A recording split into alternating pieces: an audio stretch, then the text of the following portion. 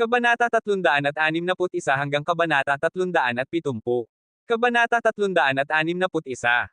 Hindi nagatubiling ilabas ng ama ni Sanjay ang kanyang hayop habang siya ay tumatakas.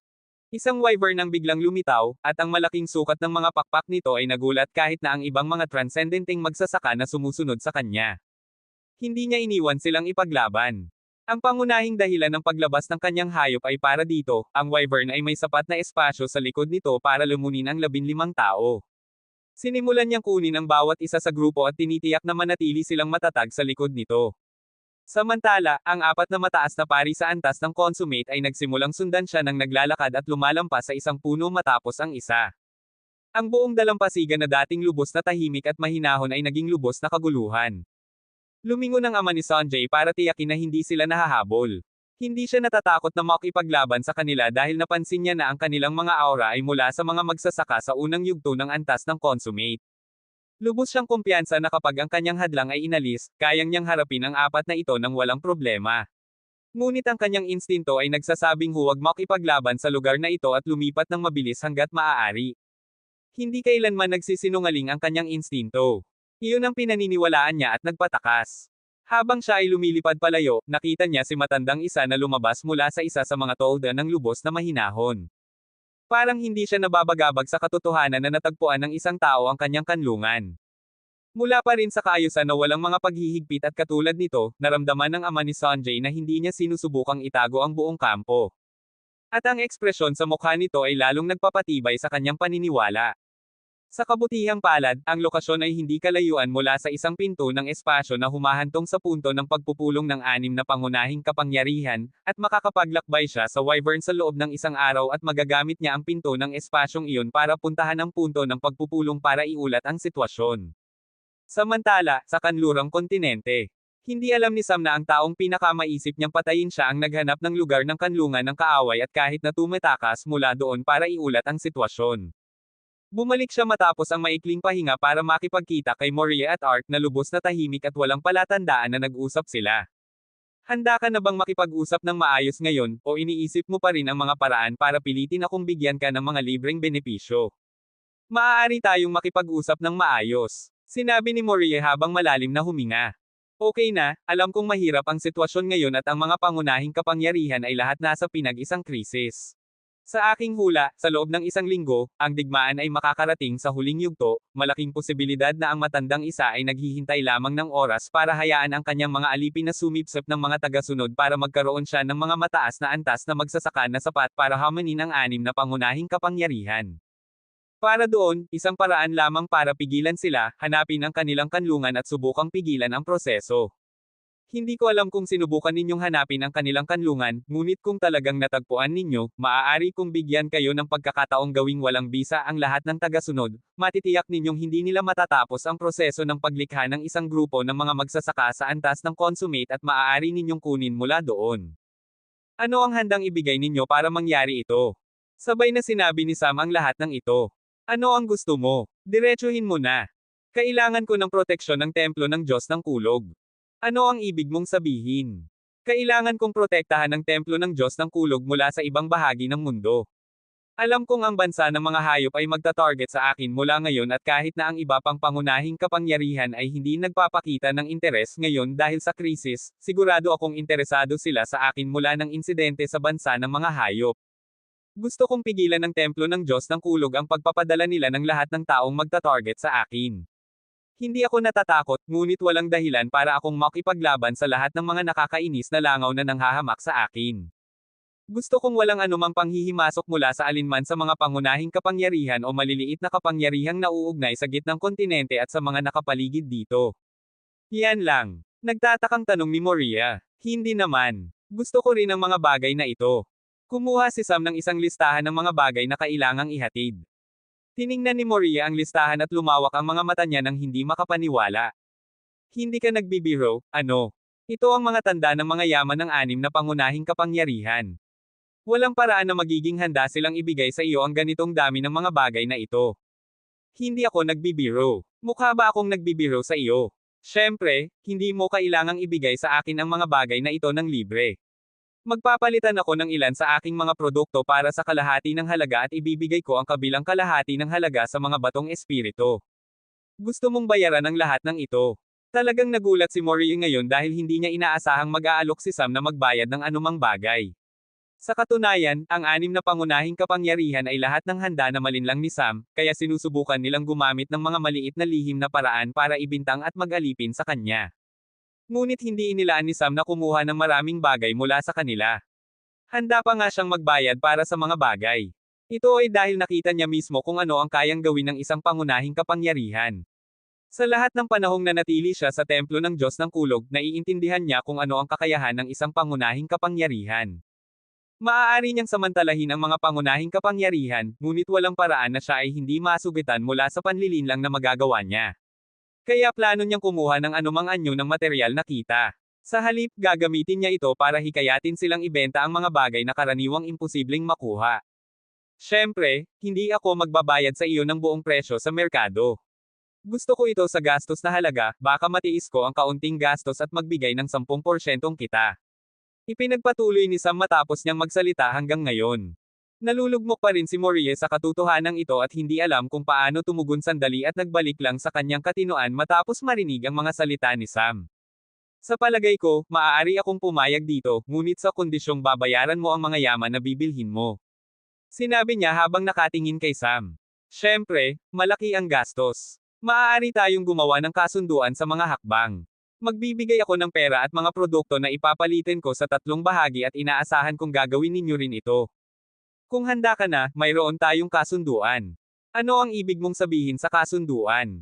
Hindi natin tinalakay ang buong bagay tungkol sa kung gaano karaming likido ang ibibigay mo. Bakit kailangang talakayin? Ibibigay ko ang lahat ng gusto ninyo at ipapadala ko ito sa inyo sa pamamagitan ng pinto ng espasyo na ginagawa ninyo sa kagubatan. Biglang tumigil si Morie sa kanyang pag-iisip at nakatingin kay Sam nang hindi makapaniwala. Naramdaman niya ang lubos na pagiging maingat at namula ang mukha niya. Nagsimulang tumingin sa paligid at naging lubos na alerto. Paano mo nalaman? Alam niya ang tungkol sa pinto ng espasyo na ginagawa. Sa katunayan, ang templo ng Diyos ng Kulog ay kumuha ng asosasyon ng pinto ng espasyo para gawin ito noong matagal na at ginagawa rin ito sa ilalim ng lupa. Si Ark ay itinago rin dahil ang mga taong ito ay ipinadala kasama sina Moria at Arman. Ang tanging dahilan kung bakit hindi natapos ang pinto ng espasyo ay dahil sa digmaan. Nag-aalinlangan sila sa mga tao mula sa asosasyon ng pinto ng espasyo dahil sa digmaan. Sa kasalukuyan, ang mga taong ito ay naninirahan sa lungsod ni Sam na nagpapanggap ng mga bisita. Hindi niya inaasahang malalaman ni Sam ang lahat ng ito, kahit na siya ay hindi nasa eksena sa loob ng ilang buwan. Ito ay isang lubos na lihim na operasyon. Huwag kang magulat ng labis. Alam ko ito nang magising ako. Hinayaan lang namin sila dahil hindi namin nakikita ang anumang banta mula sa pinto ng espasyong ito, sa katunayan, kapakipakinabang ito sa akin. Huwag mo nang itago. Magbibigay pa ako sa iyo ng isang lugar sa loob ng lungsod kung gusto mo. Hindi kailangan. Agad na tinanggihan ni Moria. Hindi niya alam kung paano harapin ito. Naramdaman niyang dapat nilang suriin muli si Sam. Ipinasa ni Sam ang isang singsing na espasyo at sinabi kay Moria. Iminumungkahi kung gamitin mo ito sa mga unang linya at sorpresahin sila. Sa aking hula, sa susunod na linggo, ang mga magsasaka sa antas ng Transcendent ay aatake sa mga pangunahing kapangyarihan at hindi ninyo mapipigilan ito maliban na lang kung hanapin ninyo ang kanilang kanlungan. Kabanata 362. Matapos kunin ang likido, umalis sina Moria at Ark mula sa silid ng pagpupulong. Nagmadali si Ark na bumalik sa kabisera, ngunit hindi umalis si Moria. Nanatili siya sa hotel habang sinusubaybayan ang pagtatayo ng pinto ng espasyo sa malapit na kagubatan. Hindi talagang mahirap itayo ang pinto ng espasyo kung mayroong lahat ng materyales. Mayroon silang lahat ng materyales at halos natapos na ang gawain bago ang digmaan. Ngunit dahil sa digmaan, inutusan silang ihinto ang pagtatayo at ngayong halos malinaw na ang mga alalahanin, natapos nila ito sa loob ng isang araw. Gamit ni Moria ang bagong itinayong pinto ng espasyo para bumalik sa templo ng Diyos ng Kulog. Ang pinto ng espasyo malapit sa lungsod ni Sam ay inilagay para madali nilang ma-access ang lugar upang mapanatili itong binabantayan. Mukhang maraming pagkakataong makipag-usap kay Sam, kaya magiging kapakipakinabang ang pinto ng espasyo. Matapos maabot ang templo ng Diyos ng Kulog, agad na pumunta si Moria sa punto ng pagpupulong ng gitnang kontinente sa pamamagitan ng isa pang pinto ng espasyo. Doon, ang mga pinuno ng 6 na pangunahing kapangyarihan ay naghihintay na ng kanyang ulat. Ngayon, alam na ng lahat ng mga taong ito kung sino si Sam at naiintindihan na rin nila kung ano ang uri ng tao niya. Sa simula, nagpadala lang sila ng mga tauhan para kunin ang espada ni Shadow kay Sam. Ngunit hindi nila siya seryosohin dahil sa kanyang edad at antas ng paglilinang. At ngayon, napipilitin silang tumutok sa kanya dahil sa digmaan. Mabilis na ipinaliwanag ni Moria ang mga detalye ng kasunduan, at nagkunot ang noo ng mga pinuno. Hindi nila inaasahang hindi sasamantalahin ni Sam sila at sa halip ay gagamitin lamang ang pagkakataong ito para makakuha ng akses sa mga materyales. Bagong bagay ito para sa kanila. Kung sino man sa kanila ang nasa posisyon ni Sam, sasamantalahin nila ang sitwasyon at malinlang ang 6 na pangunahing kapangyarihan, makakakuha sila ng mataas na antas na damo, table task, gamot, mga yaman o pamamaraan ng paglilinang, at iba pa. Ngunit ngayon, napagtanto nila na masyado nilang hinuhusgahan ang mga tao batay sa kanilang sariling pamantayan at napagtanto ang kanilang pagkakamali. Ang mga kondisyon ni Sam ay lubos na katanggap-tanggap sa kanila. Hindi lamang nila makukuha ang likido na pumipigil sa mga tagasunod, kundi hindi rin nila kailangang mawala ng maraming yaman para bayaran ito. Makakatanggap sila ng pera sa katumbas na palitan. Siyempre, hindi nila magagawa ang dagdag na kita. Ngunit hindi rin sila nagkakaroon ng pagkalugi. Matapos ang ilang pangunahing pagkabigla, nagsimulang talakayin nila kung paano harapin ang mga tagasunod at saan gagamitin ang likido. Sa sandaling iyon, isa pang pinto ng espasyo ang binuksan, at lumabas ang dating pinuno ng bansa ng mga hayop at ang ama ni Sanjay kasama ang kanyang hayop. Parehong nasugatan ng lalaki at ang hayop at tila dumaan sila sa malaking labanan. Wala nang nakikita ang iba pang mga transcendenting magsasaka. Shravan, anong nangyari sa iyo? Tanong ng tiyuhin ni Sanjay, ang kasalukuyang pinuno ng bansa ng mga hayop, habang tumatakbo patungo sa kanya. Mabigat na humihinga si Shravan at sinabi ng may sakit na tinig. Natagpuan namin ang kanlungan at naghanda kaming tumakas pa nga kami ng mabilis hanggat maaari, ngunit may nakahandang pag-atake at hindi kami nakalabas. Ang mga magsasaka sa antas ng Transcendent ay hindi nakalaban sa mga pag-atake at lahat sila ay namatay, at ang ilan ay tumakas sa mga magkakaibang direksyon sa loob ng kagubatan. Huminto siya sa pagsasalita ng 1 segundo at sinubukang huminga ng malalim habang mahigpit na hawak ang sugat sa kanyang kanang tiyan. Ano ang sitwasyon sa kanilang kanlungan? Tanong ng pinuno ng templo ng Diyos ng kulog ng may seryosong tono. Marami silang mataas na pari at tila may malaking ritual na nagaganap doon para gawing mga magsasaka sa antas ng consummate ang lahat ng mataas na pari. Mayroon silang mga pinto ng espasyo na konektado sa iba't ibang maliliit at malalaking kapangyarihan, kung saan nila ipinapadala ang kanilang mga tropa. Ang mga tagasunod na nasugatan at hindi nakalaban ay bumabalik at sumasali sa malaking ritual na ito. Mayroong mahigit 30 mataas na pari na dahan-daang sumipsip ng mga tagasunod at nagpapataas ng kanilang antas ng paglilinang habang nagsasalita tayo. Sa kasalukuyan, mayroong mga 7 magsasaka sa antas ng consummate, hindi kasama ang matandang isa. Lahat ay nag-isip ng malalim matapos marinig ito. Ang sitwasyon ay talagang mas malala kaysa sa kanilang inaakala. Sa lahat ng panahong ito, medyo nakarelax sila tungkol sa digmaan dahil sigurado silang hindi marami ang mga magsasaka sa antas ng consummate na kasama ng matandang isa. Kahit na pagsamahin ang lahat ng 6 na pangunahing kapangyarihan at mga pangunahing asosasyon, mayroong mga 25 magsasaka sa antas ng consummate sa mundo. Hindi madaling umangat sa antas na ito, at naramdaman nila na nahihirapan din ang mga mataas na pari na umangat sa antas na ito. Ngunit habang sila ay nag-iisip, ang kabilang panig ay nag-ayos na ng mga bagay at handa nang gumawa ng malaking hakbang. Ano ang dapat nating gawin sa sitwasyong ito? Ang isa sa kanila ang nagbukas ng talakayan. Matapos makakuha ng sapat na detalye mula kay Shravan, nalaman nila na ang lahat ng mga tagasunod ay nakapagtipon sa isang lugar. Kaya't nagpasya silang atakihin ang lugar at gamitin ang likido sa mga tagasunod para pigilan ang mga mataas na pari na umangat. Lubos silang kumpiyansa na hanggat ang 30 ito ay hindi magsasaka sa antas ng consummate, walang dahilan para matakot. Habang sila ay naghahanda at nagtitipon ng koponan na ipadala sa lugar na iyon, sa kabilang dulo ng pinto ng espasyo kung saan tumakas si Shravan. Ang mga magsasaka sa antas ng consummate na nag-atake kay Shravan ay medyo nabigo dahil hindi nila nakuha ang kanilang target at bumalik na sa kanilang kanlungan. Samantala, sa kanlungan, isa pang magsasaka sa antas ng consummate ang nagtatanong sa matandang isa kung ano ang gagawin. Boss, tumakas siya. Malalaman na ng 6 na pangunahing kapangyarihan ang ating kanlungan. Nakatayo ang matandang isa sa dalampasigan at nakatingin sa dagat.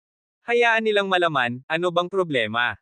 Tatapusin natin ito sa isang linggo, at kung hindi nila ito nagawa sa loob ng linggong ito, walang magagawa sila pagkatapos nito. Isara lang ang pinto ng espasyo sa loob ng linggo, hindi nila mahahanap ang paraan para makarating dito, at bubuksan natin ito pagkatapos ng linggo para pumunta tayo doon. Ngunit kung mahahanap nila ang ibang paraan para makarating dito, ano ang magagawa nila sa isang linggo? Kahit na maglakbay sila sa mga hayop, hindi nila maabot ang lugar na ito. Kailangan nila ng isang hayop sa antas ng consummate na nasa gitnang yugto para makarating dito sa loob ng isang linggo. At lalong tumataas ang pangangailangan kung gusto nilang dumating ng mas mabilis. Okay, boss. Isasara na natin ang pinto ng espasyo ngayon. Samantala, sa punto ng pagpupulong, nabuo ang isang koponan ng 10 magsasaka sa antas ng consummate at nagpaplano silang puntahan ang kanlungan. Ngunit bago iyon, ipinadala nila ang kalahati ng likido sa ibang maliliit na kapangyarihan para pilitin nilang bawasan ang kanilang mga tropa sa unang linya. Ang koponan ay pupunta sa kanlungan at gagamitin ang likido para harapin ang ritual ng 30 transcendenteng magsasaka na nagiging mga magsasaka sa antas ng consummate. Ngunit napansin din nila na isinara na ang pinto ng espasyo kanina. Ngunit ang kasalukuyang pinuno ng bansa ng mga hayop na si Sai ay nagpakalma pa rin sa kanila tungkol sa pagpunta doon. Siya ang nangunguna sa koponan kasama si Sraven para ipakita ang eksaktong lokasyon. Matapos mabuo ang koponan, ang iba pang pangunahing kapangyarihan ay lubos na nababahala at nag-aalala habang iniisip ang mga paraan para makarating doon ng mabilis. Hindi nila alam ang takdang panahon ng isang linggo, ngunit alam nila na kung mas huli sila dumating, mas maraming magsasaka sa antas ng consummate ang magiging handa. Pagkatapos nito, gumalaw ang koponan ng 10 dapat na salakayin ang kanlungan at nagsimulang lumakad ng malalim sa kagubatan.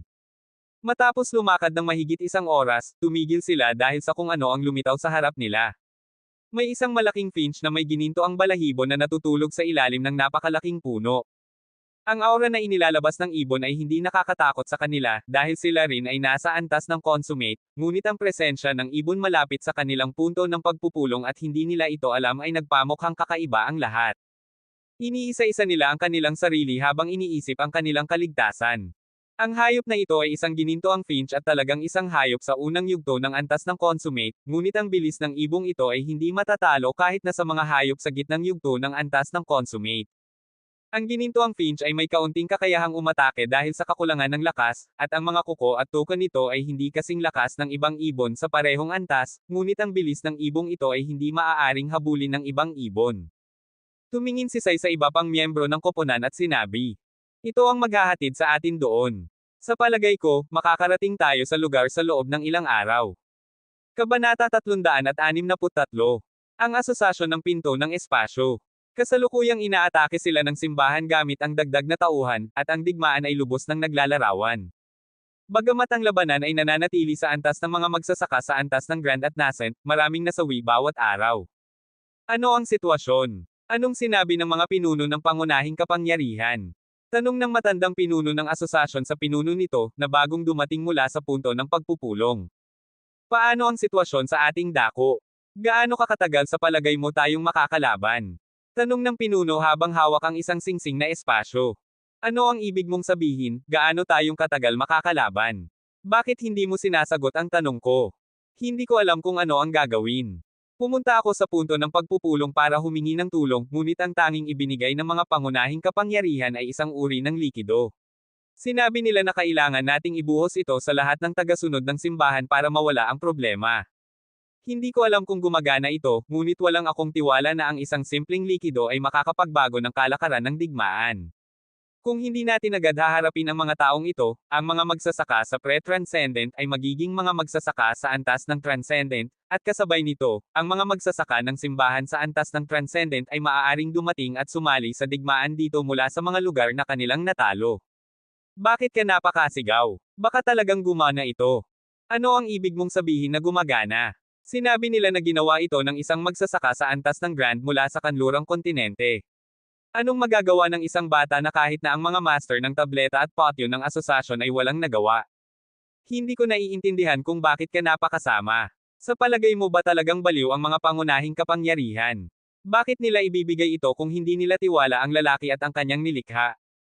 Tumahimik ang pinuno sandali at sinabi, "Paumanhin. Ito lang naman, ang mga pangunahing kapangyarihan ay lubos na nag-aalinlangan sa atin.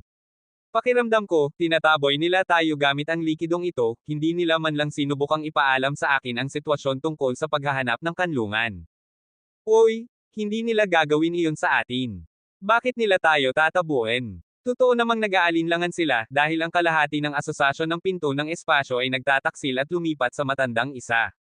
Ano ang inaasahan mo? Sa katunayan, hindi nila gustong ipaalam ang sitwasyon sa kanila, abala lang sila sa pagtitipon ng koponan at pagpapadala sa kanlungan para pigilan ang pag-angat ng antas.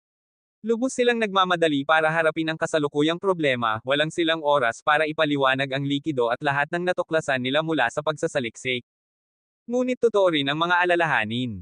Ang kalahati ng asosasyon ay nagtataksil, kaya hindi nila maiiwasang mag-alala. Ipinadala ng pinuno ng asosasyon ang likido sa mga sundalo sa unang linya.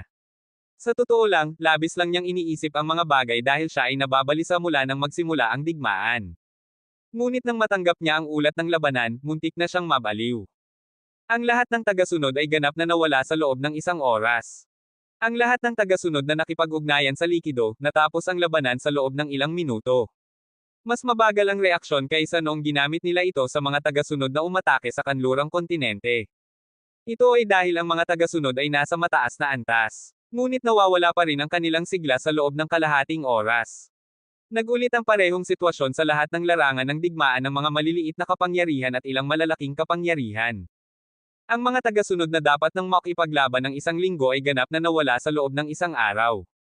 Sa susunod na 4 na araw, nagulit ang parehong pangyayari sa buong planeta.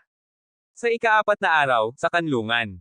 Nakatayo ang matandang isa sa dalampasigan at nakatingin dito, ngunit makikita ang pagkabigo sa kanyang mukha.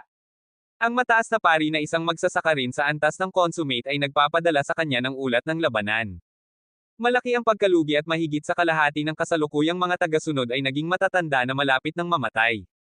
Ano ang problema? Paano nangyari ito sa loob ng 4 na araw? Napakalaki ng pagkalugi. Ang mga tagasunod sa unang linya ay ganap na nawala. Tanong ng matandang isa sa kanyang alipin nang nakakuyom ang ngipin. Ano ang gusto mong gawin? Gusto mo pa bang ipadala ko ang mga tagasunod sa kanlurang kontinente? Hindi natin kayang hatiin ang mga sundalo ngayon. Kailangan nating pigilan ang mga mataas na antas na magsasaka na lumaban ng hindi bababa sa 3 araw.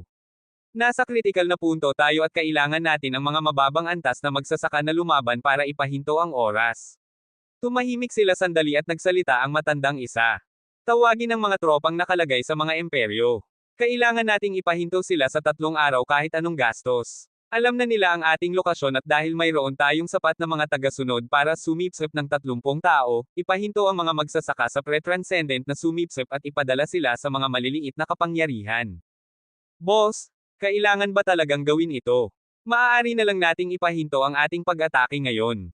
Hindi natin alam kung ano ang ginagamit nila para harapin ang mga tropa. Kung ipadala natin ang mga tropa at mawala rin sila, maraming tropa ang mawawala sa atin. Maaari nating hayaan ang ilang magsasaka sa antas ng nascent na sumipsip sa kanila at magkakaroon tayo ng mga magsasaka sa pre-transcendent at kahit na ilang magsasaka sa antas ng transcendent.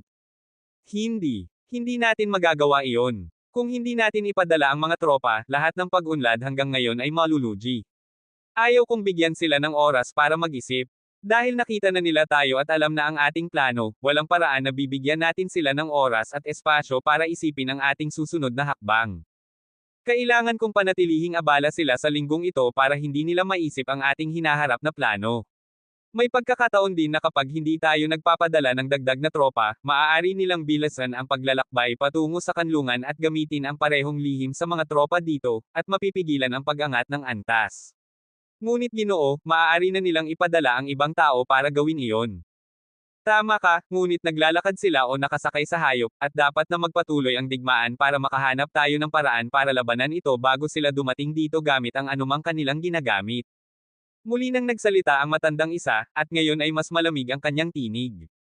Naiintindihan na rin ng alipin na marami na siyang tanong at hindi interesado ang matandang isa na ipaliwanag ang mga bagay sa kanya. Kaya't nagsimulang magayos para ilipat ang mga tropa mula sa mga imperyo at ipadala sa mga maliliit at malalaking kapangyarihan. Nakatayo pa rin ang matandang isa sa dalampasigan. Mga pulang mata niya at nakakuyom ang mga kamao dahil sa pagkabigo. Sino ang nakialam sa digmaang ito? Sampain, huwag mo akong hayaan na mahanap ka. Habang iniisip niya kung paano magpapatuloy, patuloy na binubuksan ang mga pinto ng espasyo habang ipinapadala ang mga tagasunod mula sa mga imperyo patungo sa mga maliliit na kapangyarihan. Sa sandaling iyon, ang mga katawan ng ilang tagasunod na namatay dahil sa likido ay dinala sa kanyang tolda, at pumunta ang matandang isa para suriin sila. Paano nakahanap ng lunas ang sinumang para sa sakit ng mga patay? Imposibleng makahanap ng anumang lunas sa mababang kaharian. Sinimulan niyang suriin ang mga katawan, at sa loob ng isang oras, bumalik muli ang alipin at sinabi. Parang gumagamit sila ng likido para harapin ang mga tropa, ito ang nakalap ko mula sa larangan ng digmaan. Inilagay niya ang kaunting likido sa isang maliit na lalagyan ng salamin sa mesa. Muddy ang likido at may bakas ng mga butil ng buhangin. Sa isang sulyap, mauunawaan ng sinumang tao na ito ay piniga mula sa lupa. Agad na nagsimulang gumawa ng eksperimento ang matandang isa nang makuha niya ang likido. Matapos ang ilang oras, nakakuha siya ng ilang detalye tungkol sa likido. Hindi ito lunas para sa sakit ng mga patay. Ito lang ay isang nakakagambala ng sigla, ngunit bakit hindi ko matukoy ang pangunahing sangkap? Hula ko lang na ang pangunahing sangkap ay may elemento ng apoy at idinagdag ang katas ng damong nagyayelo para neutralisahin ito. Sino mang gumawa nito ay talagang baliw. Habang nagsasalita siya sa sarili. Boom! May pagsabog at bumalik siya sa kanyang katinoan. Nang lumabas siya ng tolda, napansin niya ang gininto ang finch na lumilipad sa abot tanaw at nagsimulang bumuo ng ulap sa buong langit. Mula sa ulap, ang gininto ang kayumangging likido ay nagsimulang umulan sa mga tagasunod at mga mataas na pari na nasa gitna ng ritual. Something. Sino ang nakapagpakalma sa isang gininto ang finch? Hindi sila dapat narito sa loob ng linggong ito. Habang sinusumpa ang kanyang malas, napansin niya na ang mga tagasunod na nasa gitna ng ritual ay nagsisimulang tumanda, at alam niyang lumalala ang sitwasyon. Kabanata 364. Naramdaman ng matandang isa ang kapaitang lasa habang nakatingin sa mga tagasunod na namamatay isa-isa sa ilalim ng ulan. Habang sinusulyapan niya, napansin niyang kahit na ang mga mataas na pari at pari ay apektado na rin at nagsimulang tumanda ang kanilang balat. Bagamat mataas ang kanilang antas ng paglilinang, mayroon pa ring pinsala. Inilapag ng gininto ang finch ang 10 magsasaka sa antas ng consummate at tumakas papunta sa kagubatan. Hindi ito gustong makialam sa mga labanan at dumating lang para bayaran ang utang na loob kay Sai. Salamat, Ginto. Pinahahalagahan ko ang iyong tulong. Tumitingin si Sai sa lumilipad na ibon at sumigaw. Pagkatapos, tumingin siya sa natitirang mga magsasaka sa antas ng consummate na naghahanda ng kanilang mga pag-atake. Ang isa ay nakaturo ang kamay sa langit, siya ay mula sa hardin ng damo at siya ang kinokontrol ang ulan ng likido. Ang lahat ng 10 ay may mahinang lakas ng espiritu na nagpoprotekta sa kanila mula sa ulan. Hindi nila alam ang nilalaman ng likido, ngunit naramdaman nila na hindi maganda na labis itong masipsip ng balat. May isa pang bagay na hindi nila naiintindihan, ang likidong ito ay madaling mapigilan ng manipis na hadlang ng lakas ng espiritu, ngunit may malaking epekto pa rin ito sa mga tagasunod, maging sa mga pari at mataas na pari. Walang katwiran ito. Tanging si Sam at ang matandang isa ang nakakaalam na ito ay dahil sa ganap na kawalan ng lakas ng espiritu sa kanilang mga katawan. Sa totoo lang, mga nilalang lang silang malakas sa pisikal. Hindi sila magsasaka. Nakatitig ang matandang isa habang nagsimulang umulan. Tumingin sina Sai at ang iba pang miyembro ng koponan sa mga plataporma para bilangin ang mga mataas na pari at tila 20 na lang ang natitira. Ito ay nangangahulugang mga 10 miyembro ang nakapagangat sa antas ng consummate. Ngunit hindi nila kailangang maghintay ng matagal para patunayan ito. Sa oras na tapos na sila sa pagbibilang, nakapalibot na sa kanila ang mga mataas na pari na nakasuot ng maskara. Maaari nilang hulaan mula sa kanilang aura na sila ay mga magsasaka sa unang yugto ng antas ng consummate. Hindi man nag-alala ang 10 magsasaka sa pagpapakita ng lakas, nakapalibot sa kanila ang 15 mataas na pari at nakatayo ang matandang isa sa malapit. Nagkitang mata sina Sai at ang matandang isa, na nakakuyom ang ngipin dahil sa galit. Naiintindihan niya ang damdamin nito.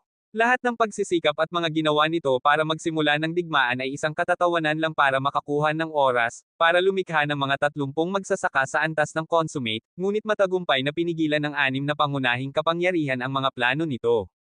Mukhang walang magagawa ito sa ulan maliban na lang patayin ang taong kinokontrol ito, ngunit nang tingnan nito ang tao, alam niyang hindi magiging madali ang labanan. Napakalakas ng mga kalaban. Ngunit sa kanyang kaluluwa, may maliit na pag-asa na kung matatapos niya ang 10 tao, mas magiging madali para siyang harapin ang iba pang pangunahing kapangyarihan. Sa isang galaw ng kamay, nagsimulang umatake.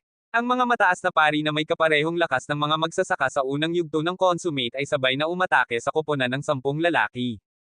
Ngunit ang kanilang mga galaw ay medyo pinipilit at mabagal, napansin agad ito ni Nasai at ang iba. Sa simula, hindi nila pinansin, ngunit habang lumalala ang labanan, napansin nila na ang ulan ay nakakaapekto rin sa mga mataas na pari. Tama. Hindi tulad ng mga tagasunod na agad na tumanda at namatay dahil sa likido, at mga pari at mataas na pari sa antas ng pre-transcendent at transcendent na nagsimulang ipakita ang mga palatandaan ng pagtanda at kahinaan, ang mga mataas na pari sa antas ng consummate ay nagpapakita lamang ng mahinang pagiging mabagal na lumalala sa patuloy na pagkakalantad sa likido. Naramdaman ni Nasai at ang koponan ang matinding pasasalamat kay Sam sa sandaling iyon at may malaking ngiti sa kanilang mga mukha. Ang kanilang labanan ay naging mas madali kaysa sa kanilang inaakala. Ngunit sa sandaling iyon, biglang naramdaman nila ang panganib na nagmula sa taong hindi nila inaasahang kikilos. Ang matandang isa, tumingin sa 10 tao habang dahan-daang lumalapit. Ang buong katawan niya ay nababalutan ng madilim na kahel na apoy habang papalapit siya sa labanan. Siya ay isang magsasaka sa huling yugto ng antas ng consummate. Sa 10 taong dumating, 3 lang ang nasa huling yugto ng consummate, 4 ang nasa gitnang yugto, at 3 ang nasa unang yugto. Mukhang madaling labanan dahil ang mga kalaban ay halos mga magsasaka sa unang yugto ng consummate na bagong lamang nag-angat. Sa totoo lang, totoo ito sa karamihan dahil nangunguna sila sa labanan. Ngunit iba na kung sasali ang matandang isa. Dahil bagamat siya rin ay nasa huling yugto, nasa antas 9 siya, ang pinakamataas na antas ng paglilinang na nakamit sa planeta. Ito ang naramdaman nila mula sa aura na inilalabas ng matandang isa. Sa katunayan, nagulat din si Nasai at ang iba. Kailan ka nag-angat? Nagtatakang tanong ni Sai. Matagal na, sagot ng matandang isa nang walang ekspresyon. Bakit mo ginagawa ang lahat ng ito? Sa iyong antas ng paglilinang, ikaw ang pinakamalakas sa planeta. Bakit mo kailangang dumaan sa lahat ng ito? Hindi mo ba maaaring manatili sa tuktok ng walang abala? Tanong ni Sai na may bahagyang pagkabigo. Ngunit ngumiti lang ang matandang isa at sinabi. Ano ang alam mo sa aking kalagayan? Maaaring ako ang pinakamalakas sa planeta, ngunit hanggang dito na lang ako. Walang sino mang makakapaglaban sa akin noon, ngunit iyon ay noong isang dekada na ang nakalilipas. Dahil unti-unti akong nababawasan ng aking pinakamalaking kalaban na hindi ko matatalo, ang oras. Gaano ka aking edad sa palagay mo? Kapantay ng henerasyon ng iyong lolo. Hindi ka pa isinisilang noong ako ay magsasaka sa antas ng nascent, na sinusubukang makakuha ng posisyon sa punong tanggapan ng asosasyon. Kahit na ang ninuno ng bansa ng mga hayop ay tinatawag akong kuya kapag nakikita ako. Ngunit ano ang halaga nito kung hindi ako makakapagpakalayo? Nabuhay ako ng daan-daang taon ngunit hindi ito sapat. Gusto kong mabuhay pa, ngunit imposible iyon kung mananatili ako sa planeta. Ito ang hangganan, may hadlang ng enerhiya at yaman na humahadlang sa aking pag-unlad. Gusto kong maghintay at makahanap ng paraan, ngunit malapit na akong maubos ang aking buhay. Lahat ng mga sugat na natamo ko mula sa mga labanan at lahat ng mapanganib na sitwasyong dinanas ng aking kaluluwa ay hindi na makakapaglaban. Malapit na akong mamatay. Kahit na mataas ang aking antas ng paglilinang, lumalakas ako. Hindi ako sigurado na makakapaglaban ako sa 3 maliban na lang kung ibibigay ko ang lahat. Ito ang dahilan kung bakit ko ginawa ito. Ang sakit ng mga patay, natagpuan ko ang formula ng tabletang ito mula sa ilang sinaunang labi nang naghahanap ako ng paraan para makalaya sa aking kalagayan. Ayaw ko munang gamitin ito, ngunit ilang taon na ang nakalilipas, wala na akong nakitang ibang paraan. Kailangan kong maglakbay sa mas mataas na kaharian o makahanap ng yaman na magbibigay sa akin ng sapat na sigla para mabuhay ng sapat na panahon para makahanap ng paraan na pumunta doon. Ito ang dahilan kung bakit ko sinimulan ang sakit ng mga patay. Ang pangunahing layunin ng tabletang ito ay taasan ang sariling paglilinang habang lumilikha ng hukbo ng mga patay. Ngunit mukhang malapit ng mabaygo ang aking plano. Patuloy na nagsalita ang matandang isa habang nawawala sa kanyang pag-iisip, tila matagal na niyang tinago ito. Tumayo si Nasai at ang 2 iba pang magsasaka sa huling yugto sa harap niya habang nagsisimula silang itaas ang kanilang aura. Sapat na ang usapan, simulan na natin. Nagsalita ang matandang isa at nagsimulang lumipad ang madilim na kahel na apoy sa lahat ng dako. Napakainit ng labanan ng 3 laban sa isa habang sila ay nagpapalakas ng lakas. Ang 3 ay nasa antas 7 at 2 sa kanila ay sina Sai at Shravan. Habang sila ay naglalaban, biglang naalala ni Shravan ang isang bagay at naramdaman niyang may mga nawawalang tao. Tumingin siya sa paligid at hindi nakita ang mga taong hinahanap niya. Ito ay walang iba kundi ang mga taong nag-atake sa kanya at sa kanyang koponan ng mga transcendenteng magsasaka. Sai, Tatlong magsasaka sa gitnang yugto ng consummate ang nawawala. Sumigaw siya habang naglalaban. Isang malaking guhit ng apoy ang tumama sa kanyang likod at itinapon siya sa himpapawid, at narinig nila ang tinig ng matandang isa mula sa likuran. Saan ka kumuha ng oras para mag-alala sa iba? Ngunit tama lang na gawin mo ito. Habang nagsasalita, lumitaw ang tatlong magsasaka sa gitnang yugto at bumuo ng tatsulok na pormasayon sa paligid ng apat na sila. Ito ang aking mga tagapagtataguyod, at ngayon ay mukhang patas na ang labanan. Mabigat na humihinga si Sai habang tumingin sa tatlo na nakapalibot sa kanila.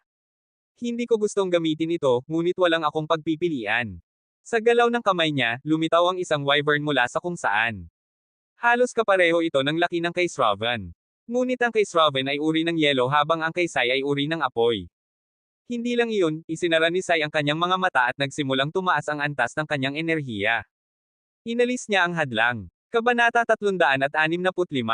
Inalis ni Sai ang hadlang sa kanyang sarili, at ang kanyang wyvern ay nagsimulang umungal patungo sa langit. Ang mga patak ng ulan na likido sa paligid ay natutunaw dahil sa labis na init mula sa katawan nito. Tumingin si Sai sa wyvern, at tumango ang malaking ulo nito habang inilalawak ang mga pakpak at gumalaw. Sa isang hakbang, kinuha nito ng bibig ang isa sa mga magsasaka sa gitnang yugto at lumipad palayo para bawasan ang pagsisikap ng kanyang Panginoon. Tumingin si Sai kay Sravan na hindi pa gumagawa ng anumang bagay at nagkunot ang noo. Napansin din ni Sravan ang kanyang ekspresyon at agad na nagsimulang kumilos. Ilabas din niya ang kanyang wyvern, at hindi nagtagal ay nagsimulang bumaba ang temperatura sa kanilang paligid. Inalis din niya ang hadlang sa kanyang sarili. Ang bagong wyvern ay gumawa rin ng parehong aksyon at kinuha ang isa pang magsasaka. Ngayon, naging 3 laban sa 2 ang labanan. Malalim na nagkunot ang noo ng matandang isa habang sinusulyapan ang sitwasyon. Dapat kong asahan ito mula sa mga miyembro ng bansa ng mga hayop. Medyo akong nagmataas ng tingin sa sarili. Sa mga salitang iyon, hindi siya tumigil at gumalaw. Sinimulan niyang labanan sina Sai at Sravan ng sabay, at ang natitirang magsasaka sa huling yugto ay nakikipaglaban ng isa laban sa isa sa huling mataas na pari na isang magsasaka sa gitnang yugto. Dahan-daang nagsimulang yumuko ang labanan sa panig ni Sai at Sravan. Ngunit sa pamamagitan ng labanan, naiintindihan nila ang sinasabi ng matandang isa.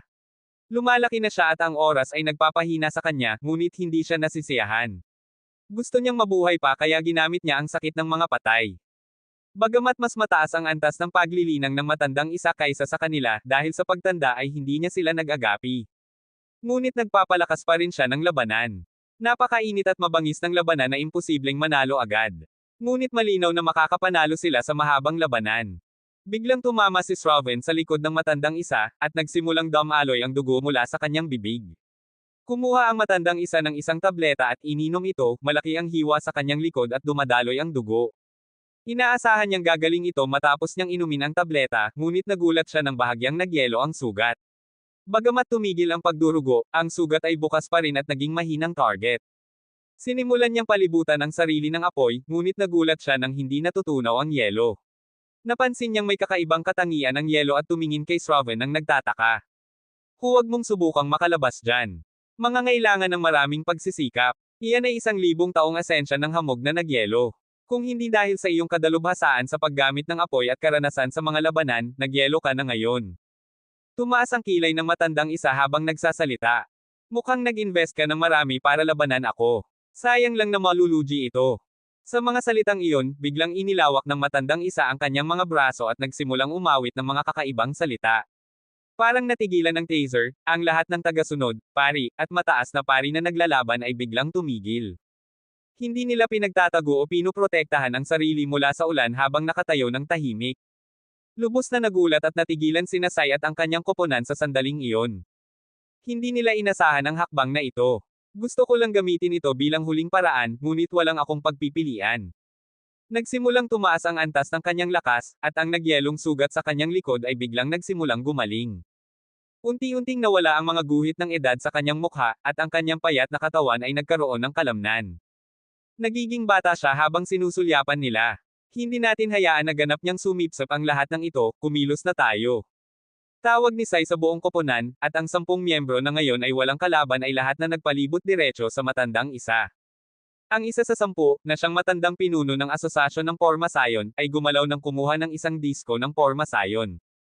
Isang malaking nakasilaw na bilog ng runa ang lumitaw sa paligid ng matandang isa, at may 10 maliit na bilog sa loob nito na nagpapahiwatig ng posisyon ng 10 tao. Ang 10 tao ay tumayo sa bawat bilog at nagsimulang ibigay ang kanilang enerhiya dito. Ito ang lihim na sandata na kanilang inihanda para sa anumang hindi inaasahang sitwasyon. Iniisip din nila na kung sakaling makasipsip ng kanyang mga alipin ang matandang isa, magiging mahirap siyang labanan. Kaya't para makasigurado, gumawa sila ng kaayusan na ito, at ngayon ay lumalabas na tama ang kanilang ginawa. Tumingin ang matandang isa sa 10 nila, at ang kanyang paligid ay ganap na nababalutan ng kahel na apoy. Kahit na ang kanyang katawan ay nagsimulang dumaan sa pagsasama ng elemento, at hindi nagtagal ay nakamit niya ang pagsasama ng elemento ng apoy at naging masa ng kahel na apoy ang kanyang katawan. Hindi siya gumamit ng mga magarbong hakbang, sa katunayan, hindi siya gumamit ng anumang hakbang. Kinontrol niya lang ang apoy, at nagsimulang bumuo ng bagyo sa paligid ng 10 tao para lumunin sila ng apoy. Naramdaman nila ang matinding init mula sa apoy, at nagsimulang maging abo ang kanilang damit. Sa sandaling iyon, ang 10 anyo ng enerhiya na pumasok sa bilog ay nagsimulang magtagpo sa gitna ng bilog kung saan nakatayo ang matandang isa, at ang 10 enerhiya ay bumuo ng isang anino ng tao na may espada sa kamay. Maraming elemento ang nasa pinag-isang enerhiya: apoy, yelo, tubig, kahoy, metal, kadiliman. May maraming tao na may parehong enerhiya, at may dalawa pang gumagamit ng espada at taybak. Ang anino ng tao na nabuo mula sa enerhiya ay lumipad sa himpapawid at sinaksak ang espada sa dibdib ng matandang isa, habang ang lahat ng enerhiya ay bumubuo ng kaguluhan sa loob ng kanyang katawan. Inipon ng matandang isa ang lahat ng labis na enerhiya at nagsimulang labanan ang anino ng tao. Nagbanggaan ang dalawang enerhiya, at ang pagbanggaan ay nagdulot ng pinsala sa lahat ng 11 taong kasangkot. Lahat sila ay nasugatan, at ang matandang isa ang may pinakamaraming pinsala. Ngunit nagawa niya pa ring neutralisahin ang pag-atake ng 10 ibang magsasaka sa antas ng consummate. Nasa pinakamahinang kalagayan ang matandang isa at nahihirapang tumayo ng tuwid. Paano mo nagawa ang lahat ng ito? Tanong ng matandang isa kay Sai. Ano ang ibig mong sabihin? Sino ang gumawa ng likidong iyon? Sino ang gumawa nito?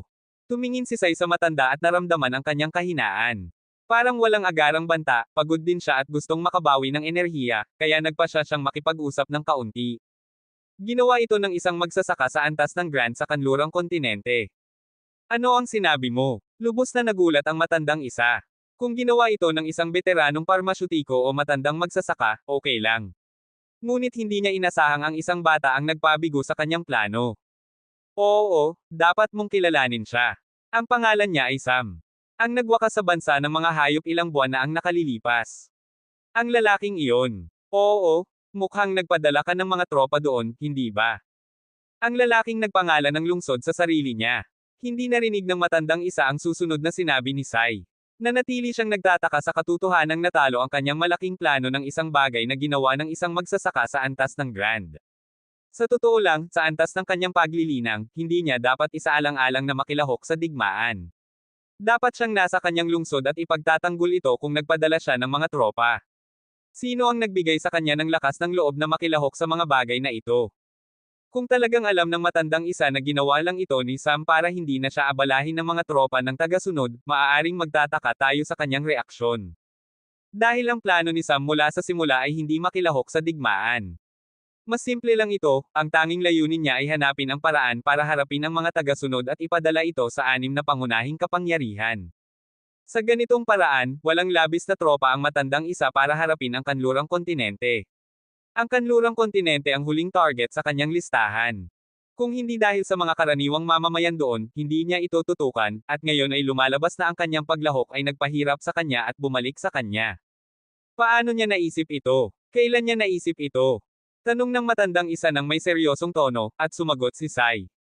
Mga ilang araw na lang mula nang malaman natin. Nagpapagaling siya mula sa mga sugat nitong ilang buwan, at nang gumaling na siya, sinalubong siya agad ng pag-atake ng iyong mga tropa. Isang bagay ang humantong sa isa pa, at nangyari ito. Malalim na huminga ang matandang isa habang iniisip kung ano ang gagawin. Lumalamig ang mga mata niya at gumalaw. Hindi niya sila inatake, sa halip, tumakbo siya patungo sa mga pinto ng espasyo na humahantong sa 6 na pangunahing kapangyarihan. Hindi inasahan ito ni Sai at ang iba, at hindi nila nagawang tumugon agad. Bago nila napagtanto, nasa isang tolda na ang matandang isa na may pinto ng espasyo na humahantong sa templo ng Diyos ng Kulog. Kabanata 366. Tumakbo ang matandang isa sa pinakamabilis niyang bilis na maabot sa kanyang kasalukuyang kalagayan. Ngayong handa nang habulin siya ni Nasai at ang kanyang koponan, napagtanto nila na hindi nila mag-alaw. Tumingin ang matandang isa sa kanila mula sa tolda at ngumiti. Tumingin si Sai sa paligid at nakakita ng ilang insenso na naglalabas ng usok. Napagtanto niyang nahuli sila ng parehong hallucinogen, ngunit ngayon ay handa na sila. Ang lahat ay nag-ipon ng lakas ng espiritu sa kanilang mga baga at pilit na ibinubuga ang usok na napuno ng kanilang mga baga. Ngunit nasa daan na ang matandang isa patungo sa templo ng Diyos ng Kulog. Pumasok siya sa pinto ng espasyo at lumitaw sa isa sa mga isla na nasa labas ng teritoryo ng templo ng Diyos ng Kulog. Ito ang isa sa mga lihim na pinto ng espasyo na kanyang ginawa para ipadala ang mga mataas na pari sa antas ng consummate sa lugar na ito matapos ang buong pagsipsip. Ngunit nabigo ang kanyang plano at ngayon ay naghahanap siya ng taong nagpabigo sa plano. Matapos niyang pumasok sa templo ng Diyos ng Kulog, naglakbay siya patungo sa isla ng pinto ng espasyo. Alam niyang mayroong pinto ng espasyo patungo sa kanlurang kontinente, at ang daan-daang taon niyang presensya ay nagbigay sa kanya ng pagkakataong malaman ang kaayusan ng karamihan sa mga pangunahing kapangyarihan. Nakarating siya sa isla ng pinto ng espasyo sa loob ng ilang minuto, dahil ang isla kung saan siya dumating ay malapit lang doon. Sa sandaling dumating siya sa isla ng pinto ng espasyo, sinalubong siya ng ilang magsasaka sa antas ng nascent na nagbabantay sa mga pinto ng espasyo. Ibinuhan niya ang kanyang aura ng buo at lumakad pasulong, hindi na kayanin ng mga magsasaka sa antas ng nascent ang presyon at naramdaman nilang nauubusan ng hangin. Gusto kong pumunta sa lungsod ni Sam. Nasaan ang pintong humahantong sa kanlurang kontinente? Tanong niya ng may matapang na tono. Hindi man nagsalita ang mga magsasaka sa antas ng nascent, sa katunayan, hindi nila magawa. Hawakan ng matandang isa siya sa leeg at tanungin. Aling pinto ng espasyo ang gagamitin ko? Mahinang itaas ng gwardya ang kanyang kamay at tinuro ang bagong ginawang pinto ng espasyo. Ang pinto ng espasyong ito ay humahantong sa kagubatan malapit sa lungsod ni Sam. Hindi alam ng matandang isa ito, bagamat nagpadala siya ng mga sundalo sa lungsod ni Sam at inaatake pa nga ito, ngunit walang sapat na network ng impormasyon para makuha agad ang bagong impormasyon kapag may nangyari. Lumakad siya patungo sa pinto ng espasyo at tumingin sa taong namamahala nito, na nagpanginginig ito sa takot. Sinimulan niyang ilagay ang mga batong espirito para ipadala siya sa kanlurang kontinente. Habang binuksan ang pinto ng espasyo, dumating si Sai sa lihim na pinto ng espasyo sa labas. Hindi nila alam kung ano ang lugar na ito at hindi agad ito nakilala. Saan tayo? Nagtatakang tanong ni Shravan. Sa sandaling iyon, naramdaman nila ang galit na aura ng matandang isa mula sa mga bakas na iniwan niya nang naglakbay siya patungo sa isla ng pinto ng espasyo. Sinundan nila ang mga bakas at naglakbay patungo sa isla ng pinto ng espasyo. Nalaman nila lang kung saan sila nang makarating sila sa isla ng pinto ng espasyo, nakilala nila ang lugar sa pamamagitan ng uniforme ng mga gwardya. Tumatahak ang mga gwardya habang nakahinga ng maluwag matapos mawala ang presyon. Ngunit nang makita nila ang bagong grupo ng mga tao na darating, naramdaman nilang lumakas ang tibok ng kanilang mga puso. Tanong ni Sai kung ano ang nangyari, at sinabi ng gwardya ang lahat tungkol sa pinuntahan ng matandang isa. Ikaw, pumunta sa gitnang bahagi ng templo at ipaalam sa matandang pinuno na nasa kanlurang kontinente ang matandang isa. Nagbigay ng utos si Sai sa isa sa mga gwardya, pagkatapos ay tumingin sa koponan. Mahigit sa kalahati sa kanila ay malubhang nasugatan dahil sa pagbanggaan ng mga enerhiya. Hindi niya alam kung makakapaglakbay sila muli sa pinto ng espasyo at makakapaglaban pa.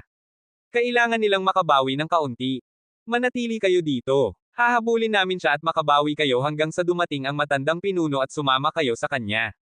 Sa mga salitang iyon, naghanda sila para pumunta sa pinto ng espasyo, at nagsimulang ihanda ng gwardya ito. Samantala, sa kanlurang kontinente, tumakbo ang matandang isa patungo sa lungsod matapos niyang lumitaw sa kagubatan.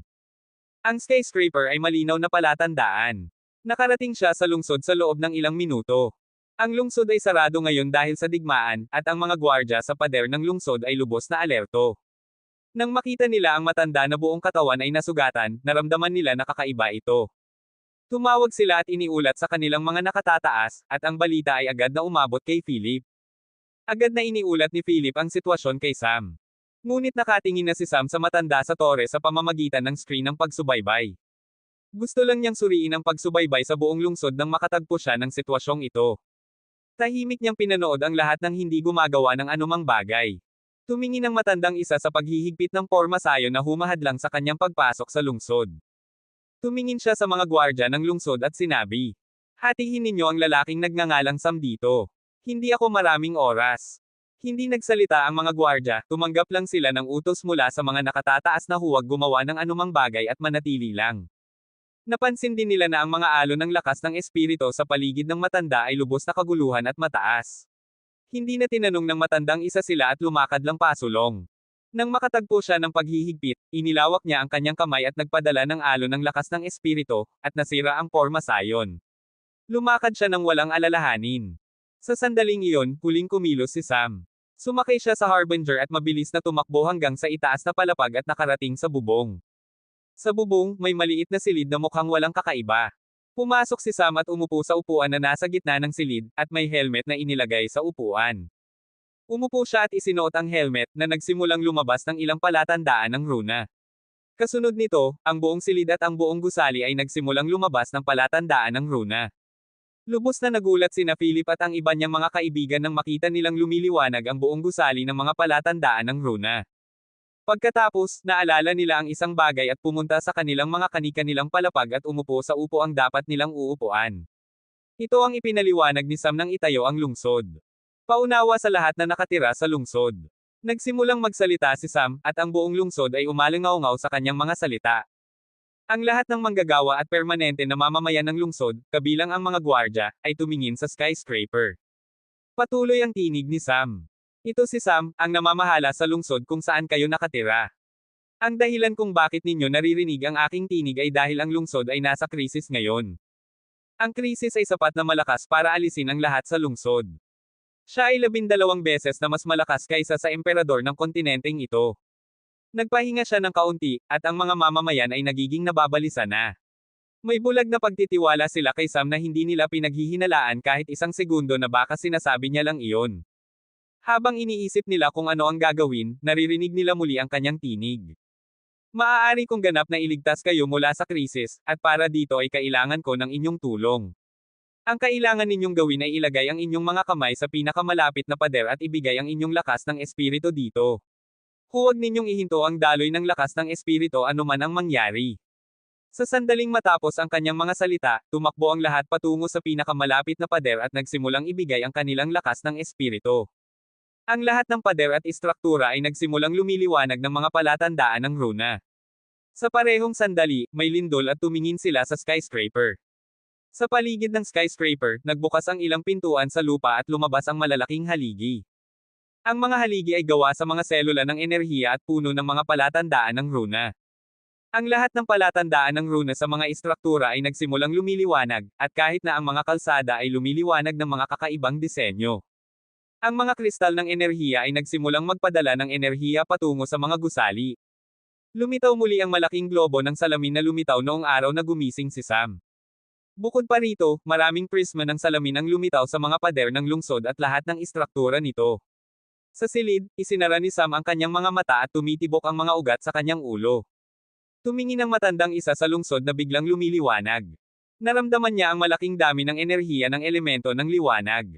Nang handa na siyang lumakad pasulong, maraming sinag ng liwanag ang lumabas mula sa globo ng salamin sa ibabaw ng gusali at inilalabas sa buong lungsod sa pamamagitan ng mga prisma na inilagay sa tiyak na posisyon. Pinanood ng matandang isa ang mga sinag ng liwanag na umiikot sa buong lungsod, at bago niya napagtanto, bumuo ang mga sinag ng isang kurtina sa paligid ng lungsod na humahadlang sa kanyang pagpasok. Inilawak niya ang kanyang kamay at inilagay ang kanyang daliri sa kurtina ng liwanag, ngunit sa sandaling ilagay niya ito, naramdaman niya ang pangangasimula at ganap na nasunog ang laman sa kanyang daliri. Hindi niya inasahang maaari siyang saktan ng mga sinag ng liwanag. Sa sandaling iyon, may mga alon sa kurtina ng liwanag at lumitaw ang mukha ni Sam dito kasama ang malakas na tinig. Sino ka? Matandang isa o ang alipin niya? Tanong ni Sam nang may lubos na mahinahong tinig. Kabanata 367. Ikaw ba ang matandang isa o isa sa kanyang mga alipin? Bagamat malakas ang tinig ni Sam, mukhang lubos itong mahinahon. Tumitingin diretso ang matandang isa sa mga mata ni Sam na lumitaw sa kurtina ng liwanag at sinabi. Matandang isa. Kaya't narito ka para sa paghihiganti, tama ba? Sino ang nagbigay sa iyo ng lakas ng loob na makialam sa mga gawain ng mga nangungunang kapangyarihan? Kahit na ang mga pinuno ng malalaking kapangyarihan ay nag-ingat sa buong digmaan, at ikaw na isang maliit na bata na kulang pa sa karanasan ay kinailangang makialam at sirain ang aking mga plano. Paano ka naglakas ng loob na gawin iyon? Tumitingin din si Sam sa lalaki ng mahinahon, hindi siya nababagabag sa pagpapakita ng lakas ng matanda habang itaas nito ang kanyang aura. Tumingin lang siya dito ng kasing tahimik ng isang kalmadong lawa. Ang kailangan ko lang ay determinasyon. Tiwala akong maipagtatanggol ko ang aking sarili, ang aking mga kaibigan, at ang aking ari-arian. Magiging abala ako kung ipagtatanggol ko ang aking sarili mula sa sunod-sunod na mga patay at walang isip na tagasunod.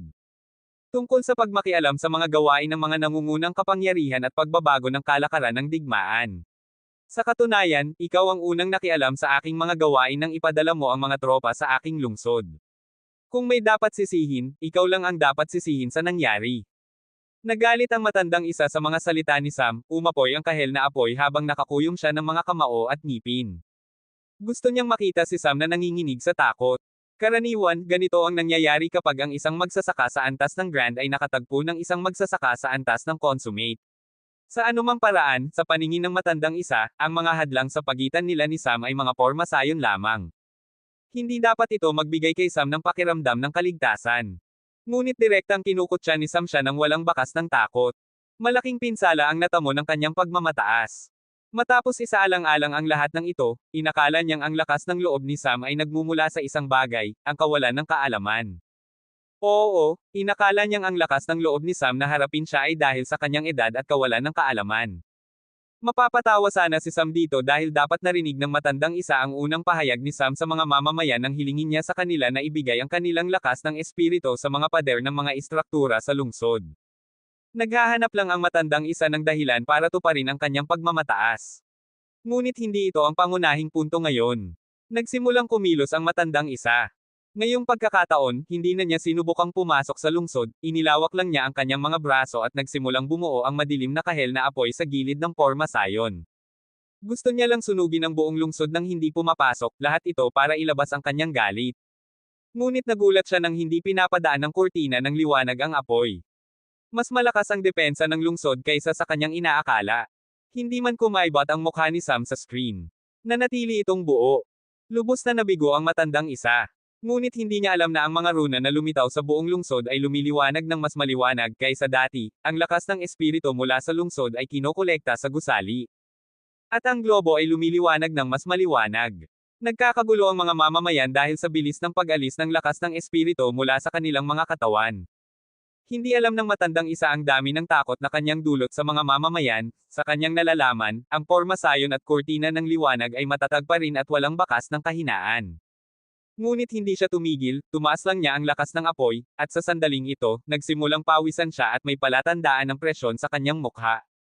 Katatapos lang niya ng malaking labanan laban sa 10 ibang magsasaka sa antas ng Consummate, nasa pinakamahinang kalagayan siya. Maaari niyang ilabas ang lakas ng isang magsasaka sa unang yugto ng antas ng Consummate lamang. Ngunit tiwala siyang magagamit niya ang lakas na ito para talunin si Sam at ang kanyang lungsod. Habang sinusuri ng matandang isa ang lakas ng kurtina ng liwanag, sinusuri rin ni Sam ang matandang isa para matansya ang kanyang lakas sa pamamagitan ng pagmamasid sa lawak ng kanyang mga sugat.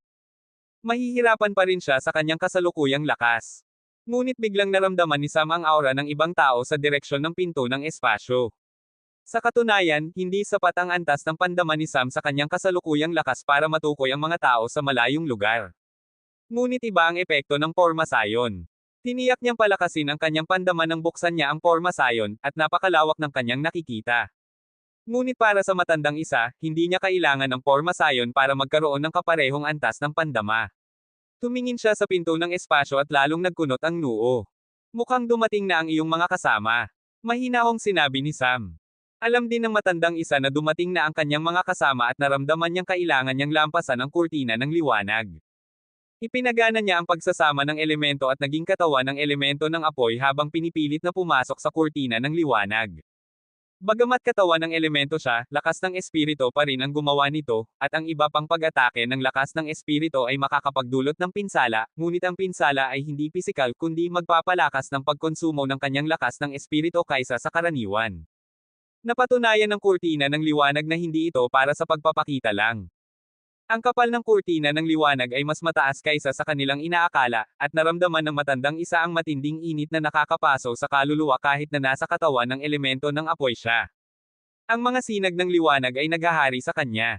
Ngunit lubos siyang determinadong lampasan ito anuman ang mangyari, at ginawa niya ito ng may determinasyon. Ang nakauupo sa bubong ng skyscraper na si Sam ay nagmamasid sa sitwasyon, at nang pumasok ang matandang isa sa gitna ng kurtina ng liwanag na napapalibutan ng mga sinag ng liwanag. Nagsimulang tumutok siya, parang malapit nang pumutok ang mga ugat sa kanyang ulo dahil sa dagdag na presyon sa kanyang utak. Ang lahat ng sinag ng liwanag na kulay gininto ang liwanag ay biglang nagbago at naging berde. Naging mga laser beam sila mula sa mga dating puro na sinag ng liwanag. Naramdaman ni Sam na malapit nang pumutok ang kanyang ulo, ito ang pinakamalaking pagbabago sa laser beam na kanyang nagawa. Nagsimulang damyugo ang kanyang ilong, ngunit hindi siya sumuko, hawak niya ng napakalakas ang armrest ng upuan na nagsimulang pumutok.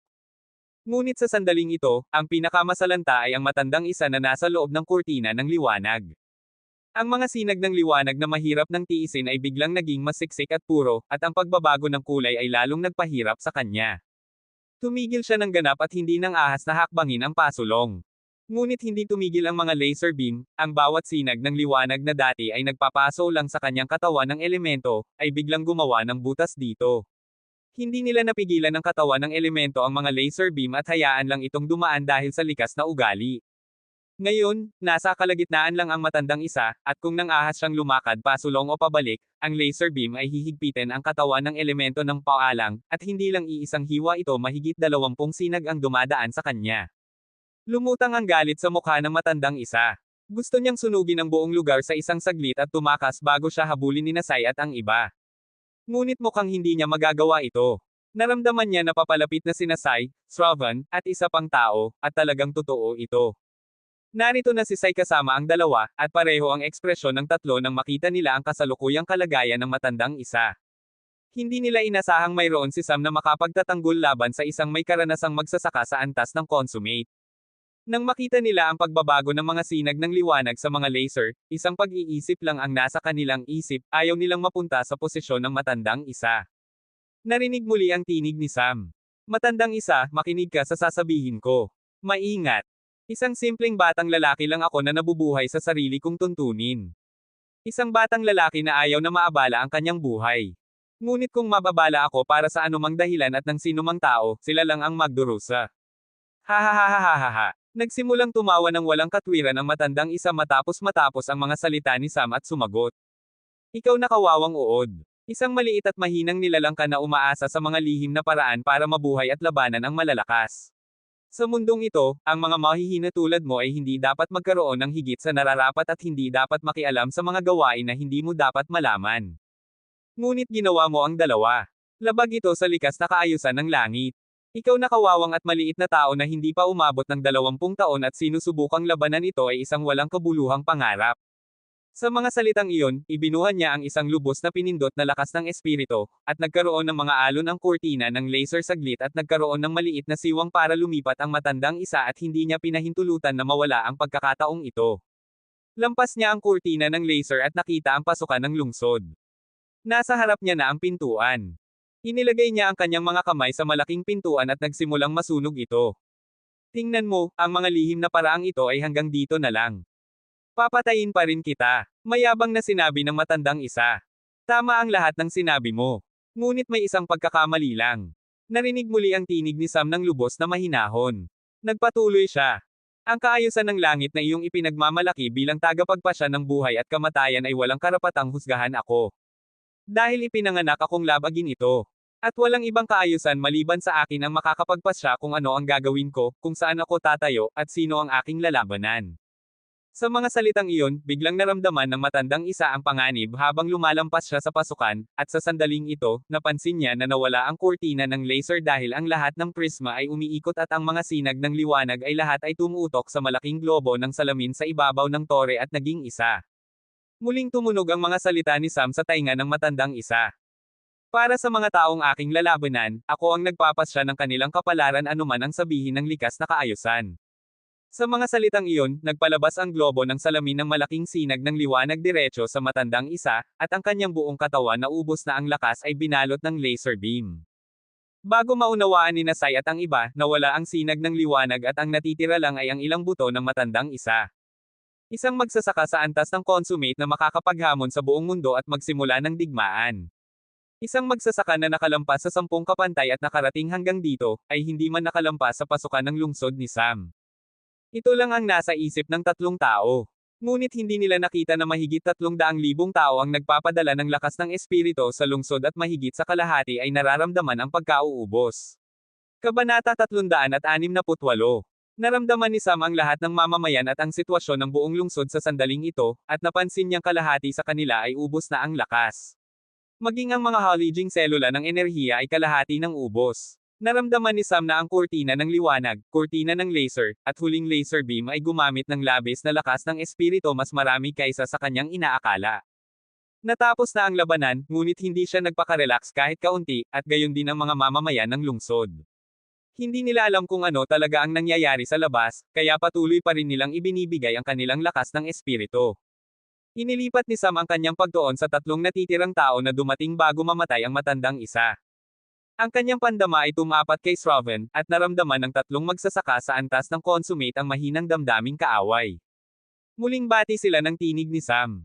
Maganda na narito kayo, lalo na ikaw, pinuno ng bansa ng mga hayop. Oh, paumanhin. Sa tingin ko, dapat kong tawagin kang dating pinuno ng bansa ng mga hayop ngayon. May tahasang panliligalig sa kanyang mga salita, at naramdaman ni Shravan na uminit ang kanyang mukha. Nakita ni Sam ang damdaming kaaway sa kanyang mukha. Dahil narating mo na ito, maganda na manatili ka rito magpakailanman. Sa mga salitang iyon, may isang pangyayari muli sa loob ng lungsod, ngunit ngayon, hindi laser beam ang lumabas kundi iba.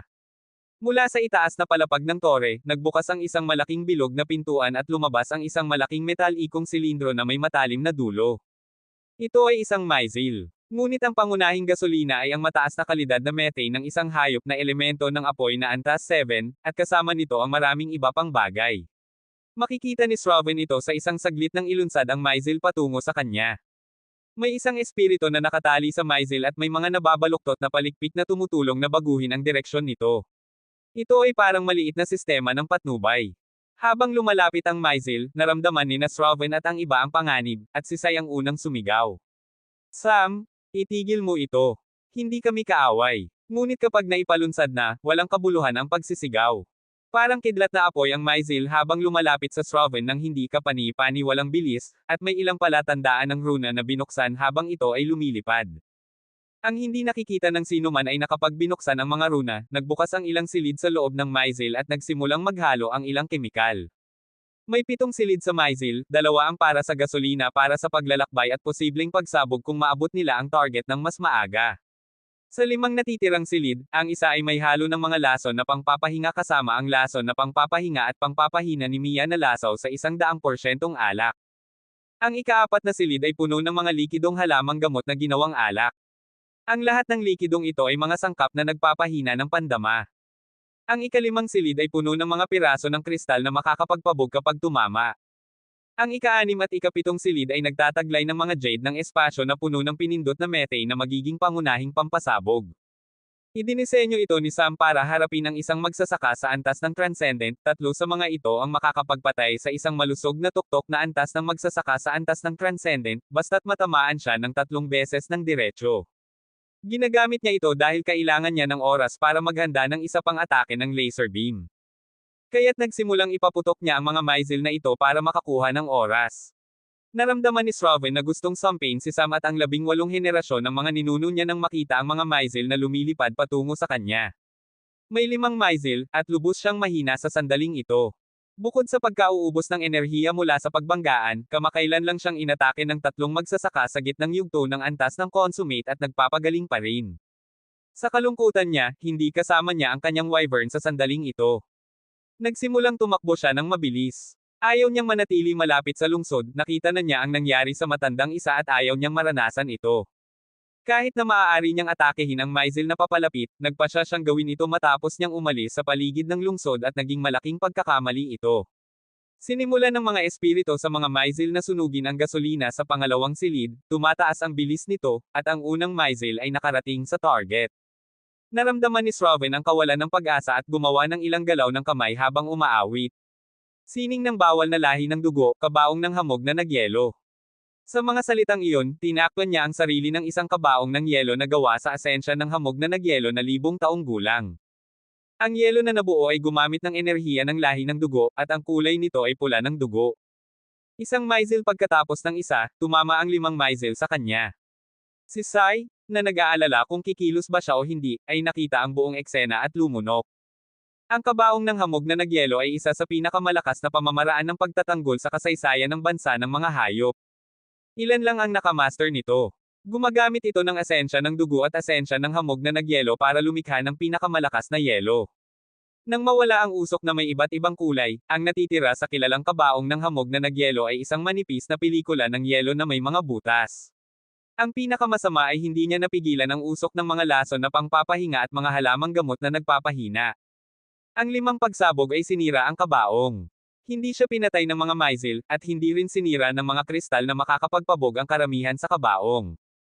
Kung pisikal na atake lang ito, maaaring sabihin na madaling hinarang ni Shravan ang atake. Ngunit ang problema ay lubos na nasira ang kanyang katawan mula sa mga sugat mula sa pag-atake at pagbanggaan ng enerhiya sa matandang isa. Naramdaman ni Sai na lahat sila ay nakipaglaban para lang makarating dito at mamatay sa kamay ni Sam. Naramdaman ni Shravan ang pagkawala ng pakiramdam mula sa usok, at gumagana na ang mga lason na pangpapahinga. Sa sandaling ito, naramdaman ni Sai at ang iba pang tao ang lubos na pinindot na enerhiya, at nakita nila na ang globo ng salamin ay nagtitipon ng sinag ng liwanag. Darating na ang huling atake. Sam, itigil mo ito. Sumisigaw ng malakas si Sai. Samantala, ang ikatlong tao ay nagtataka at tanong. Talagang kasama siya sa simbahan. Mahinang tanong niya, ngunit naririnig ito ng pandaman ni Sam. Mas mabuting bantayan mo ang iyong mga salita. Narinig ang tinig ni Sam mula sa malayo. Nanginginig ang tao nang isipin na ang sinag ng liwanag ay ituturo sa kanya. Hindi, higit na isang personal na hidwaan ito. Dahil sa nangyari sa bansa ng mga hayop ilang buwan na ang nakalilipas. Ipinaliwanag ni Sai. Parang naalala ng tao ang isang bagay at sinabi. Ngunit narinig ko na binago ng bata ang bansa ng mga hayop at naghahamak pa rin siya ngayon. Hindi napigilan ni Sai na yumuko ang ulo, at biglang naramdaman niya ang pag-asa. Dahil naramdaman niya ang maraming malakas na aura na nagmumula sa pinto ng espasyo, at nang makita niya, ang pinuno ng templo ng Diyos ng Kulog, ang mga matandang pinuno ng templo ng Diyos ng Kulog, at ang iba pang koponan ay darating ng mabilis. Patuloy na nagtitipon ang sinag ng liwanag at mukhang gumamit ng mas maraming enerhiya kaysa sa sinag na umatake sa matandang isa. Mukhang ayaw niyang magbigay ng anumang pagkakataong makatakas. Ngunit parang naramdaman din ni Sam ang mga bagong bisita at inipalunsad ang laser beam. Ang mga atake ng sinag ng liwanag ay gumagamit ng maraming enerhiya, ngunit may isang kalamangan ito, ang bilis nito. Bago maunawaan ng pinuno ng templo ng Diyos ng Kulog at ang iba, nakarating na ang sinag ng liwanag kay Shravan at gumawa ng buta sa kanyang dibdib. Ang sinag ng liwanag ngayon ay masiksik kaysa sa nauna at hindi tinakpan ang buong katawan ni Shravan. Si Sai, naubos na ang lakas, ay kumilos sa sandaling ito, ibinuksan niya ang bahagyang pagsasama ng elemento at ginamit ang kanyang kamay na nababalutan ng apoy para itulak si Shravan palabas ng landas ng sinag ng liwanag. Ito ang oras na inaasahan niya. Alam niya ang bilis ng atake at imposibleng makaiwas, maaari lang nilang hayaan na matamaan ang tao at ilipat siya agad palabas ng landas para mabawasan ang pinsala. Si Sam, na nakauupo sa bubong ng tore, ay dumudugo ng husto. Ang kanyang 3 kaibigan sa mga palapag sa ibaba ay nararamdaman na rin ang pagkapagod sa kanilang lakas ng isip dahil hindi, tulad ng iba sa lungsod, nagbibigay sila ng lakas ng espiritu at pandama para suportahan ang mga atake ni Sam. Sa madaling salita, narito sila para bawasan ang pasanin sa isip ni Sam. Napansin din ni Sam na lumalaki ang pasanin sa isip at naramdaman na hindi na nila ito makakaya. Sinubukan niyang ilipat ng kaunti ang laser beam at sundin si Shravan. Ngunit ngayon, hindi apoy ni Sai ang nagtatanggol kundi isang hadlang ng pinindot na tubig na nagpabago ng direksyon ng laser beam. Talagang gusto ninyong makialam sa mga bagay ng iba. Narinig ang tinig ni Sam, ngunit ngayon ay nanginginig at mas mahina kaysa dati. Tumingin sila sa lungsod ni Sam para magpasya kung ano ang gagawin, ngunit sa sandaling ito, narinig ang tinig ni Sai. Hayaan mo na siya. Buhay pa rin si Shravan. Personal na hidwaan lang naman ito. Kinilala ng pinuno ng templo ng Diyos ng Kulog ito at tanong. Ano ang nangyari sa matandang isa? Patay. Pinatay ni Sam. Tapos na ang digmaan. Tumingin sila lahat sa lungsod ni Sam, sa globo ng salamin, sa pinsalang dulot ng mga Myzel, at sa butas sa dibdib ni Shravan. Paano niya nagawa ang lahat ng ito? Tanong ng isang tao nang may tunay na pagtataka at pag-usisa. Ang sagot dyan ay alam lang niya. Sinabi ito ni Sai, at lahat sila ay nagsimulang bumalik sa pinto ng espasyo. Kailangan nilang ayusin ang mga natitirang bagay ng digmaan. Kabanata 369. Umalis ang mga magsasaka sa antas ng consummate nang walang ginawa. Ang biktima ay si Shravan, at hindi niya kalagayan na lumaban o kahit na makipag-usap. Tungkol sa kanyang kamag-anak na si Sai, ayaw niyang ipagpatuloy ang bagay na ito. Kaya't nagpasya silang umalis na. Marami silang gagawin tungkol sa digmaan. Kailangan nilang harapin ang kahihinatnan, at ang unang bagay na gagawin nila ay alisin ang lahat ng bakas ng simbahan kabilang ang mga natitirang tagasunod, mga pari at mataas na pari, ang kanilang mga bakas sa mga alipin na imperyo, at lahat ng iba pa. Bukod pa rito, kailangan nilang lumikha ng mga bagong pamahalaan at awtoridad, itatag ang kadena ng utos, ayusin ang pinsalang dulot ng simbahan, at harapin ang maraming bagay. Kakailanganin nito ng mga buwan para matapos. Ngunit ang pinakamahalaga, kailangan nilang ibigay ang mga ulat ng labanan at lahat ng detalye at talaan ng lahat ng malinaw para sa mga susunod na henerasyon na tumingin sa datos na ito kung may katulad na sitwasyon na mangyari sa hinaharap. Nagbigay din si Sam ng paunawa sa mga mamamayan na magpakarelax at bumaba para makipagkita sa kanyang mga kaibigan. Nagpahinga sila sa natitirang araw. Ngunit ang buong lungsod ay nagkakagulo pa rin, lalo na ang mga nakatataas na mula sa apat na pangunahing propesyon. Ang mga taong ito ang gustong makakuha ng higit na bahagi sa network nang hindi narito si Sam. Ang problema ay naruroon sa lahat ng apat na asosasyon, at karaniwang dahil sa kawalan ng pagsasama ng kapangyarihan at kadena ng utos ni Sam. Nagsimula ito nang makuha si Watt. Dahil dito, hindi masyadong tumutok si Sam sa lungsod at umalis agad matapos itong buksan. Pumunta siya sa templo ng Diyos ng Kulog mula noon, nang walang pagpapakita ng kapangyarihan sa loob ng lungsod. Lumaki ang mga tao na ito dahil sa kasakiman at naramdaman na sila ang mga pinuno dahil sila ang pangunahing nagpapatakbo ng network. Ngunit ngayon, ang paghihimasok ng matandang isa ay naging babala. Bagamat hindi nila nakita ang labanan, naramdaman nila ang presensya ng matandang isa dahil sa kanyang napakalakas na aura nang atakihin niya ang lungsod. Alam nila na naghanda si Sam, ngunit hindi nila inasahang ganito kalaki ang pagpatay sa isang eksperto sa antas ng consummate ay ganap na wala sa kanilang isip. Nanginginig sila sa takot sa sitwasyong ito. Sa katunayan, ang babalang ito ay gumana para sa maraming iba pang tao bukod sa mga nakatataas, ang mga manggagawa, mamamayan, at maraming iba. Ang sino mang may alinlangan kay Sam ay nakatanggap ng babalang ito. Sa isang pangyayari lang, pinag-isa ni Sam ang kanyang posisyon at walang sino mang nang-ahas na magkaroon ng masamang pag-iisip laban sa kanya. May ilang tao na walang negatibong pag-iisip mula sa simula at kahit na medyo nagulat nang harapin ni Sam ang napakalakas na kaaway. Ito ang mga tao ng tribo ng Dragonhawk at ang batalyon ni Sam. Sila ang pinakamakatapang na manggagawa ni Sam. Tinuturing nila si Sam bilang isang makapangyarihang Diyos. Hindi sila nagulat na ang malakas na kaaway ay namatay sa pintuan ng lungsod. Kinabukasan, nagising sina Sam at ang kanyang mga kaibigan na may kalituhan sa ulo. Lalo na si Sam naramdaman niya na parang nagkakalasangan matapos ang isang gabi ng pag-inom.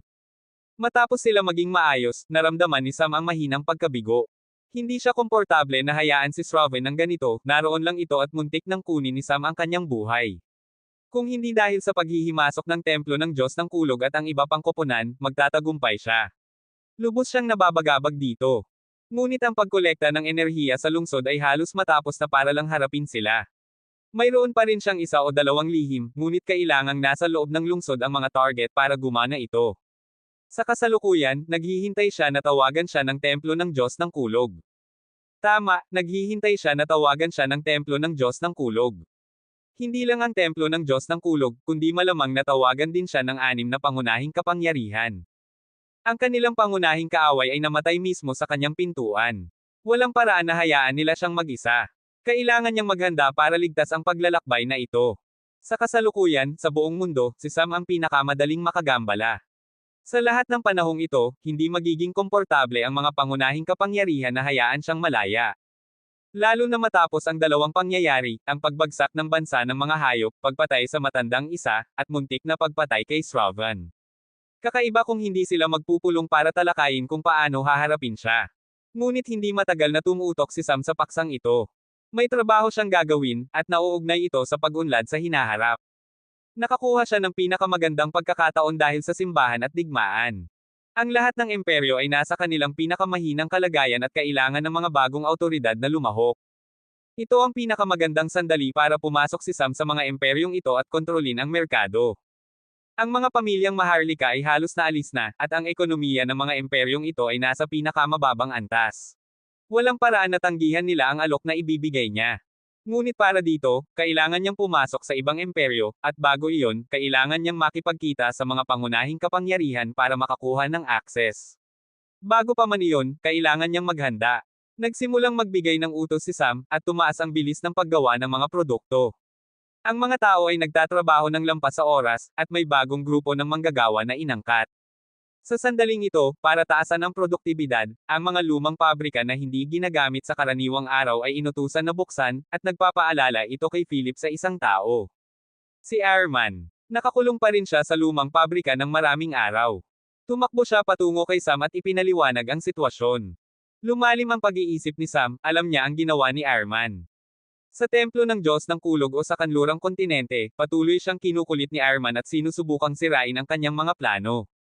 Naglakas pa siya ng loob na subukang sirain ang lungsod. Kung iba ang tao, hindi mag-aalangan si Sam na patayin siya. Ngunit nag-aalangan siya ngayon dahil sa pagkakakilanlan ni Airman. Tiyak na hindi siya mula sa mundong ito, at may 10 iba pang tao na kabilang sa parehong kategorya. Mula sa palasyo ng Mana, naiintindihan niya na ang lahat ng 12 ay narito sa mundong ito dahil sa iba't ibang Diyos at may layunin ang kanilang presensya. Lubos na nagtataka si Sam tungkol dito, ngunit hindi niya makuha ang karagdagang impormasyon anuman ang paraan. Isa na lang ang pinagmumula ng impormasyon sa kasalukuyan, at iyon ang natitirang 11 tao. Kabilang dito si Airman. Kung malalaman niya ang kanilang sitwasyon sa nakaraang buhay at kung paano sila nailipat dito, maaari niyang maunawaan ang kanilang layunin dito. May isa pang dahilan, mayroong banal na dimensyon si Sam, at walang dahilan na ang mga taong ito ay walang katulad na kayamanan. Ipinag-iisip niya kung kukunin niya, papatayin, o hayaan na lang si Airman. Naramdaman niya na kailangan niyang mabuhay para sa dalawang dahilan. Kung buhay si Airman, siya ay dagdag na pinagmumula ng impormasyon. Sa isang paraan o iba pa, makakakuha siya ng impormasyon sa hinaharap mula sa Diyos na nagpadala sa kanya dito. Ayaw niyang mawalan ng pagkakataong ito, at ang pangalawang dahilan ay ang mga kayamanan sa hinaharap. Malinaw na sinabi ni Ling Tian kay Sam na magkakaroon ng mga benepisyo sa hinaharap mula sa banal na dimensyon kapag umabot siya sa tiyak na antas. Walang dahilan na ang ibang Diyos ay hindi bibigyan ng kanilang mga kandidato ng mga benepisyong katulad. Kung patayin niya si Airman, hindi lang niya gagawing kaaway ang Diyos na likod niya, kundi mawawalan din siya ng pagkakataong makakuha ng mga kayamanang ito. Ngunit nagpasya siyang huwag hayaan si Airman ng walang kahihinatnan, at ang pinakamagandang paraan ay mag-iwan ng kalungkutan sa kanyang puso. Tulad ng kung paano ang isang nang-aapi sa mataas na paaralan ay nagdudulot ng trauma sa isang tao habang buhay, gustong maging nang-aapi si Sam na magpapang-inig kay Airman sa isang pag-iisip lang sa kanya. Nagpasya siya dito at bumalik sa trabaho. Hinuli si Airman at ipinadala pabalik sa bilangguan sa lungsod ng pansamantala. Samantala, bumalik si Sam sa tore sa banal na dimensyon. Ang unang hakbang para lumago ay ibalik ang depensa sa lungsod. Sa 8 Holijing selula ng enerhiya, 2 na lang ang may enerhiya, ang iba ay nauubos na. Mayroon lang siyang 5 ekstrang Holijing selula ng enerhiya na ginawa niya sa kanyang libreng oras. Kaya't nanatili siya sa tore para gumawa ng mga Holijing selula ng enerhiya. Samantala, sa lugar ng pagpupulong ng 6 na pangunahing kapangyarihan, nagpapadala sila ng mga koponan sa mga imperyo para alisin ang mga natitirang bahagi ng simbahan. Tungkol sa paglikha ng mga bagong pamahalaan, maaari nilang hintayin ng kaunti, ngunit may isa pang sitwasyon na hindi maaaring hintayin. Ngayon, nagpupulong sila tungkol kay Sam. Ano ang ibig mong sabihin na kailangan niyang alisin? Sa tingin mo ba siya isang bagay na madaling patayin? Tumingin si Sai sa pinuno ng sekta ng Usaine nang nagkunot ang noo. Ang huli ay nagmungkahi na alisin si Sam. Kaya't ano ang iminumungkahi mo? Siya ay isang banta at malaking salik na makakapagambala sa balanse ng kapangyarihan. Isang maliit na pagwawasto, siya ay isang tao na may kakayahang gambling ang balanse. Sa tingin mo ba, gusto niya lang patayin ang mga tao para sa kasiyahan, o sa tingin mo ay may pangarap siyang sakupin ang mundo? Para sa talaan, mula sa impormasyong nakuha ko, hindi niya kailanman sinimulan ang unang atake sa sinumang nagtatangka siyang patayin. Siya ang inapi at nagbayad ng huli. Ito rin ang sitwasyon kahit na sa dating emperador ng Orion. Sa tingin ko, matutupad ng matandang kidlat ang aking pahayag. Tumango ang pinuno ng templo ng Diyos ng kulog sa kanyang mga salita. Bakit mo siya sinusuportahan ng ganito? Dapat ikaw ang pinakagalit. Sinya ang bansa ng mga hayop. Malalim na huminga si Sai at sinabi. Tulad ng sinabi ko, ginawa rin iyon dahil inakala ng isa sa atin ang kanyang kaibigan. Hindi siya isang taong mahilig sa dugo. Kaya't ano ang iminumungkahi mong gawin? Sa tingin ko, kailangan nating kausapin siya muna. Kailangan nating malaman ang detalye ng kamatayan ng matandang isa, at pagkatapos ay talakayin natin ang kanyang mga plano sa hinaharap at ang tunay niyang layunin. Mayroon siyang kapangyarihan, ngunit kailangan niya ng sapat na oras para gumawa ng isang bagay kapag nakalaban niya ang mga taong may mataas na lakas. Kaya't hindi natin kailangang mag-alala ng labis sa kanyang mga lihim. Sa alam ko, magiging kaaway lang siya kung gagawin nating kaaway. Ay aayos ko ang isang pagpupulong, ngunit malaki ang aking alalahanin na darating siya dito. Ang pagpupulong ay iaayos sa templo ng Diyos ng Kulog. Sinabi ng pinuno ng templo ng Diyos ng Kulog at tumango ang lahat. Kabanata 370. Lumabas si Sam mula sa banal na dimensyon matapos ang 3 araw. Gumugol siya ng 30 araw sa ikalawang palapag at gumawa ng natitirang 3 haligi. Sa pagtaas ng kanyang kakayahan sa paglilinang, lumakas din ang bilis ng paggawa ng mga selula ng enerhiya. Hindi na siya nanatili sa loob ng tore dahil naghihintay siya ng tawag mula sa templo ng Diyos ng Kulog. Bago iyon, kailangan niyang tapusin ang ilang iba pang paghahanda, at iyon ay hanapin ang ilang makatapang na manggagawa sa loob ng network. Sa kasalukuyan, karamihan sa mga tao mula sa batalyon ni Sam ay naging magsasaka na sa antas ng Grand, karamihan ay nasa unang yugto at ilan ay nasa gitnang yugto. Ipinamahagi sila sa mga pangunahing lugar ng lungsod ni Sam para matiyak niyang ang mga pangunahing lugar na ito ay nasa pamamahala ng kanyang mga makatapang. Maging ang mga tao mula sa tribo ng Dragonhawk ay umunlad mula noong ginamit ni Sam ang pagpapahusay ng lahi ng dugo, at ang lahat ng 200 tao na pumasok sa batalyon ni Sam ay naging magsasaka sa antas ng Grand.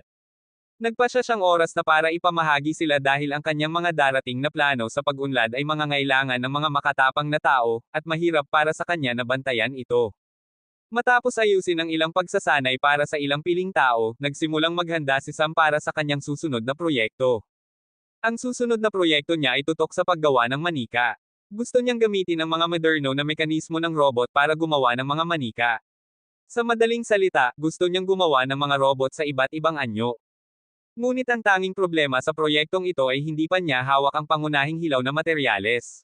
Sa lahat ng panahong ito, sinuri ni Sam ang pangunahing bahagi ng kahoy na manika na nakuha niya mula sa palasyo ng Mana. Mahigit 2 taon na mula nang makuha niya ito at ang mga hilaw na materyales na kailangan para gumawa nito. Nasaliksik niya ito gamit ang kaalaman na mayroon siya sa banal na dimensyon at sa wakas ay natukoy niya ang mga kahaliling hilaw na materyales na maaari niyang gamitin para gumawa ng mga pangunahing bahagi. Ngunit mula sa lahat ng pagsusuri na ginawa niya, napagpasyahan niyang ang mga pangunahing bahagi ay magiging mas mababa ang kalidad kaysa sa mga nakuha niya. Tungkol sa mga hilaw na materyales na nakuha niya sa palitan ng Avatar Sanchez, hindi niya nagawang gamitin agad. Ang mga ito ay angkop para gumawa ng mga mataas na kalidad na pangunahing bahagi na may maraming puwang para inukit ang mga galaw at pamamaraan, na nagbibigay ng higit na kakayahan sa mga manika. Sa kasalukuyan, nagpasya si Sam na abalahin ang sarili sa paglikha ng mga bagong disenyo at kalkulasyon na kailangan para sa susunod na proyekto. Tungkol sa paggawa, kailangang hintayin hanggang dumating ang mga hilaw na materyales mula sa 6 na pangunahing kapangyarihan.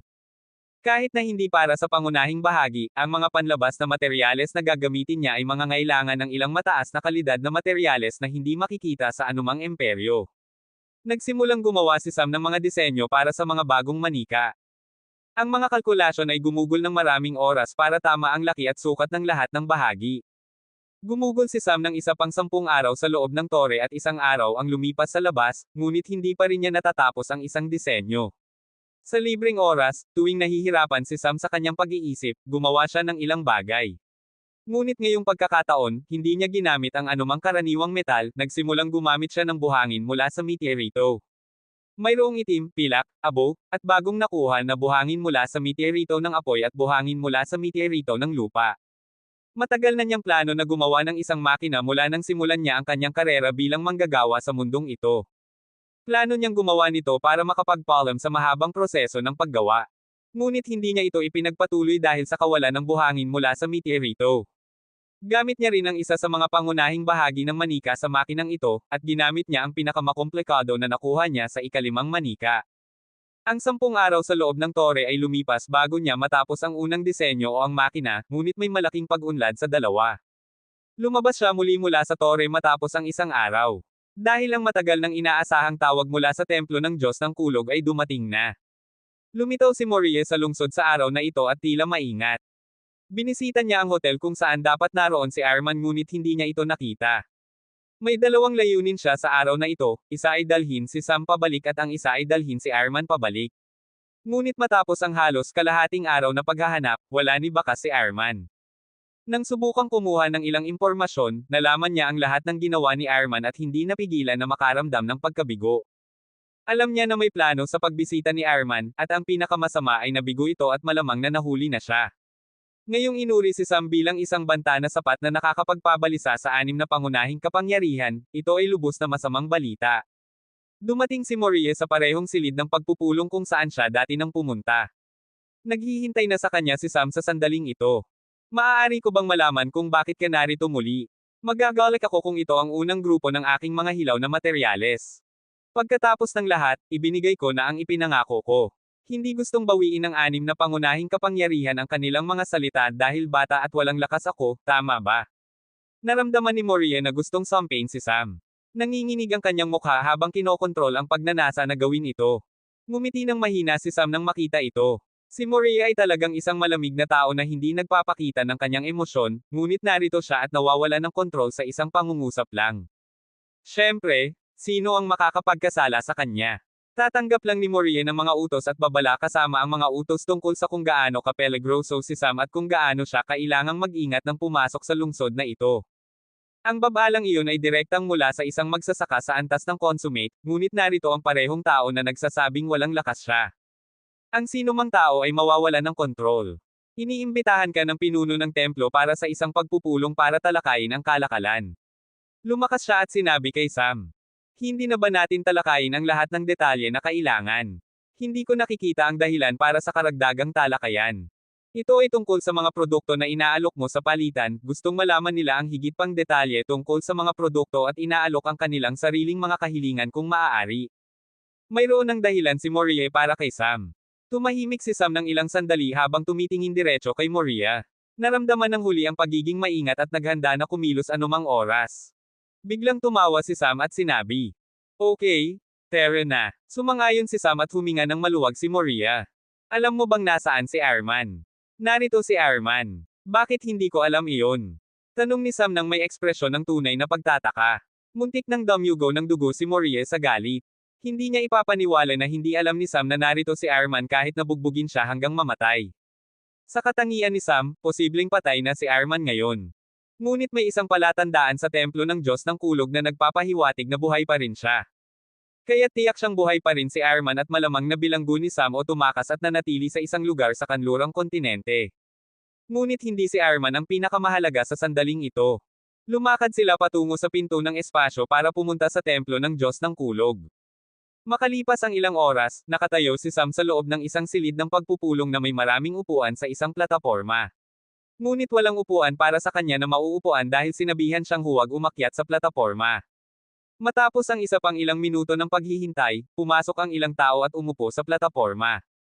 May 10 tao. 2 ang matandang pinuno at pinuno ng templo ng Diyos ng Kulog, habang ang iba ay mga pinuno ng natitirang pangunahing kapangyarihan at ang pangunahing asosasyon ng propesyon. Tumingin ang pinuno ng templo kay Sam at sinabi ng may ekspresyon ng kalituhan. Parang nakalimutan nila ang inyong mga kaayusan sa pag-upo. Marahil ay maaari tayong magpatuloy ng ganito, hindi ito matatagal. Ngumisi si Sam sa maliit na laro na ito. Ang pinagsama-samang edad ng 10 tao na ito ay malamang na umabot ng 2,000 taon, ngunit sinusubukan nilang ibaba si Sam sa pamamagitan ng mga batang laro. Marahil ay tinuring nila si Sam tulad ng anumang iba pang kabataan na mawawalan ng kontrol kapag nasaktan ang kanilang pagmamataas. Gusto nilang samantalahin ang kaguluhan sa kanyang emosyon, ngunit gumawa si Sam ng isang bagay na hindi nila inaasahan. Kinuha niya ang kanyang makapangyarihang trono na gawa sa buto at umupo dito. Nagulat ang lahat nang makita ang upuan, nakilala nila ang mga buto ng braso na nababalutan ng metal. Kahit na ang mga matandang tao ay naramdaman ang lamig sa buong katawan. Ilang tao ang pinutol ang braso ni Sam para gumawa ng trono na ito. Huwag kayong mag-alala. Gumawa ako ng sarili kong paghahanda. Kaya't narinig ko na gustong ninyong talakayin ang mga produkto na gusto ninyong makuha sa palitan. Ano ang gusto ninyo? At kung natatandaan ko, nakipagkalakalan lang ako sa 6 na kapangyarihan, hindi sa mga asosasyon ng propesyon. Angkop ba na makinig sila sa ating mga kalakalan? Maraming sinasabi mo, bata. Sinabi ng pinuno ng asosasyon ng manggagawa ng may malamig na tinig. Hindi sumagot si Sam, ikinros niya lang ang kanyang kaliwang paa sa kanang paa habang tumitingin sa kanila. Kaya't ano ang gustong talakayin ninyo? Naghihintay ako sa unang grupo ng materyales. Sa sandaling ito, sumagot ang pinuno ng templo ng Diyos ng Kulog. Bago natin talakayin ang kalakalan, gustong nating malaman kung paano namatay ang matandang isa. Sa tingin ko, may nakakakita nito at ang taong iyon ay narito. Ano pa ang gustong ninyong malaman? Sumagot si Sam habang tumitingin kay Sai. Gusto nating malaman kung paano posible na mayroon kang ganitong lakas. Tanong ng isa pang matanda. Buong katotohanan ba na walang sagot kayo, o nahihirapan kayong tanggapin ang sagot na mayroon kayo? Sumagot si Sam nang may parehong ngisi. Ano ang ibig mong sabihin?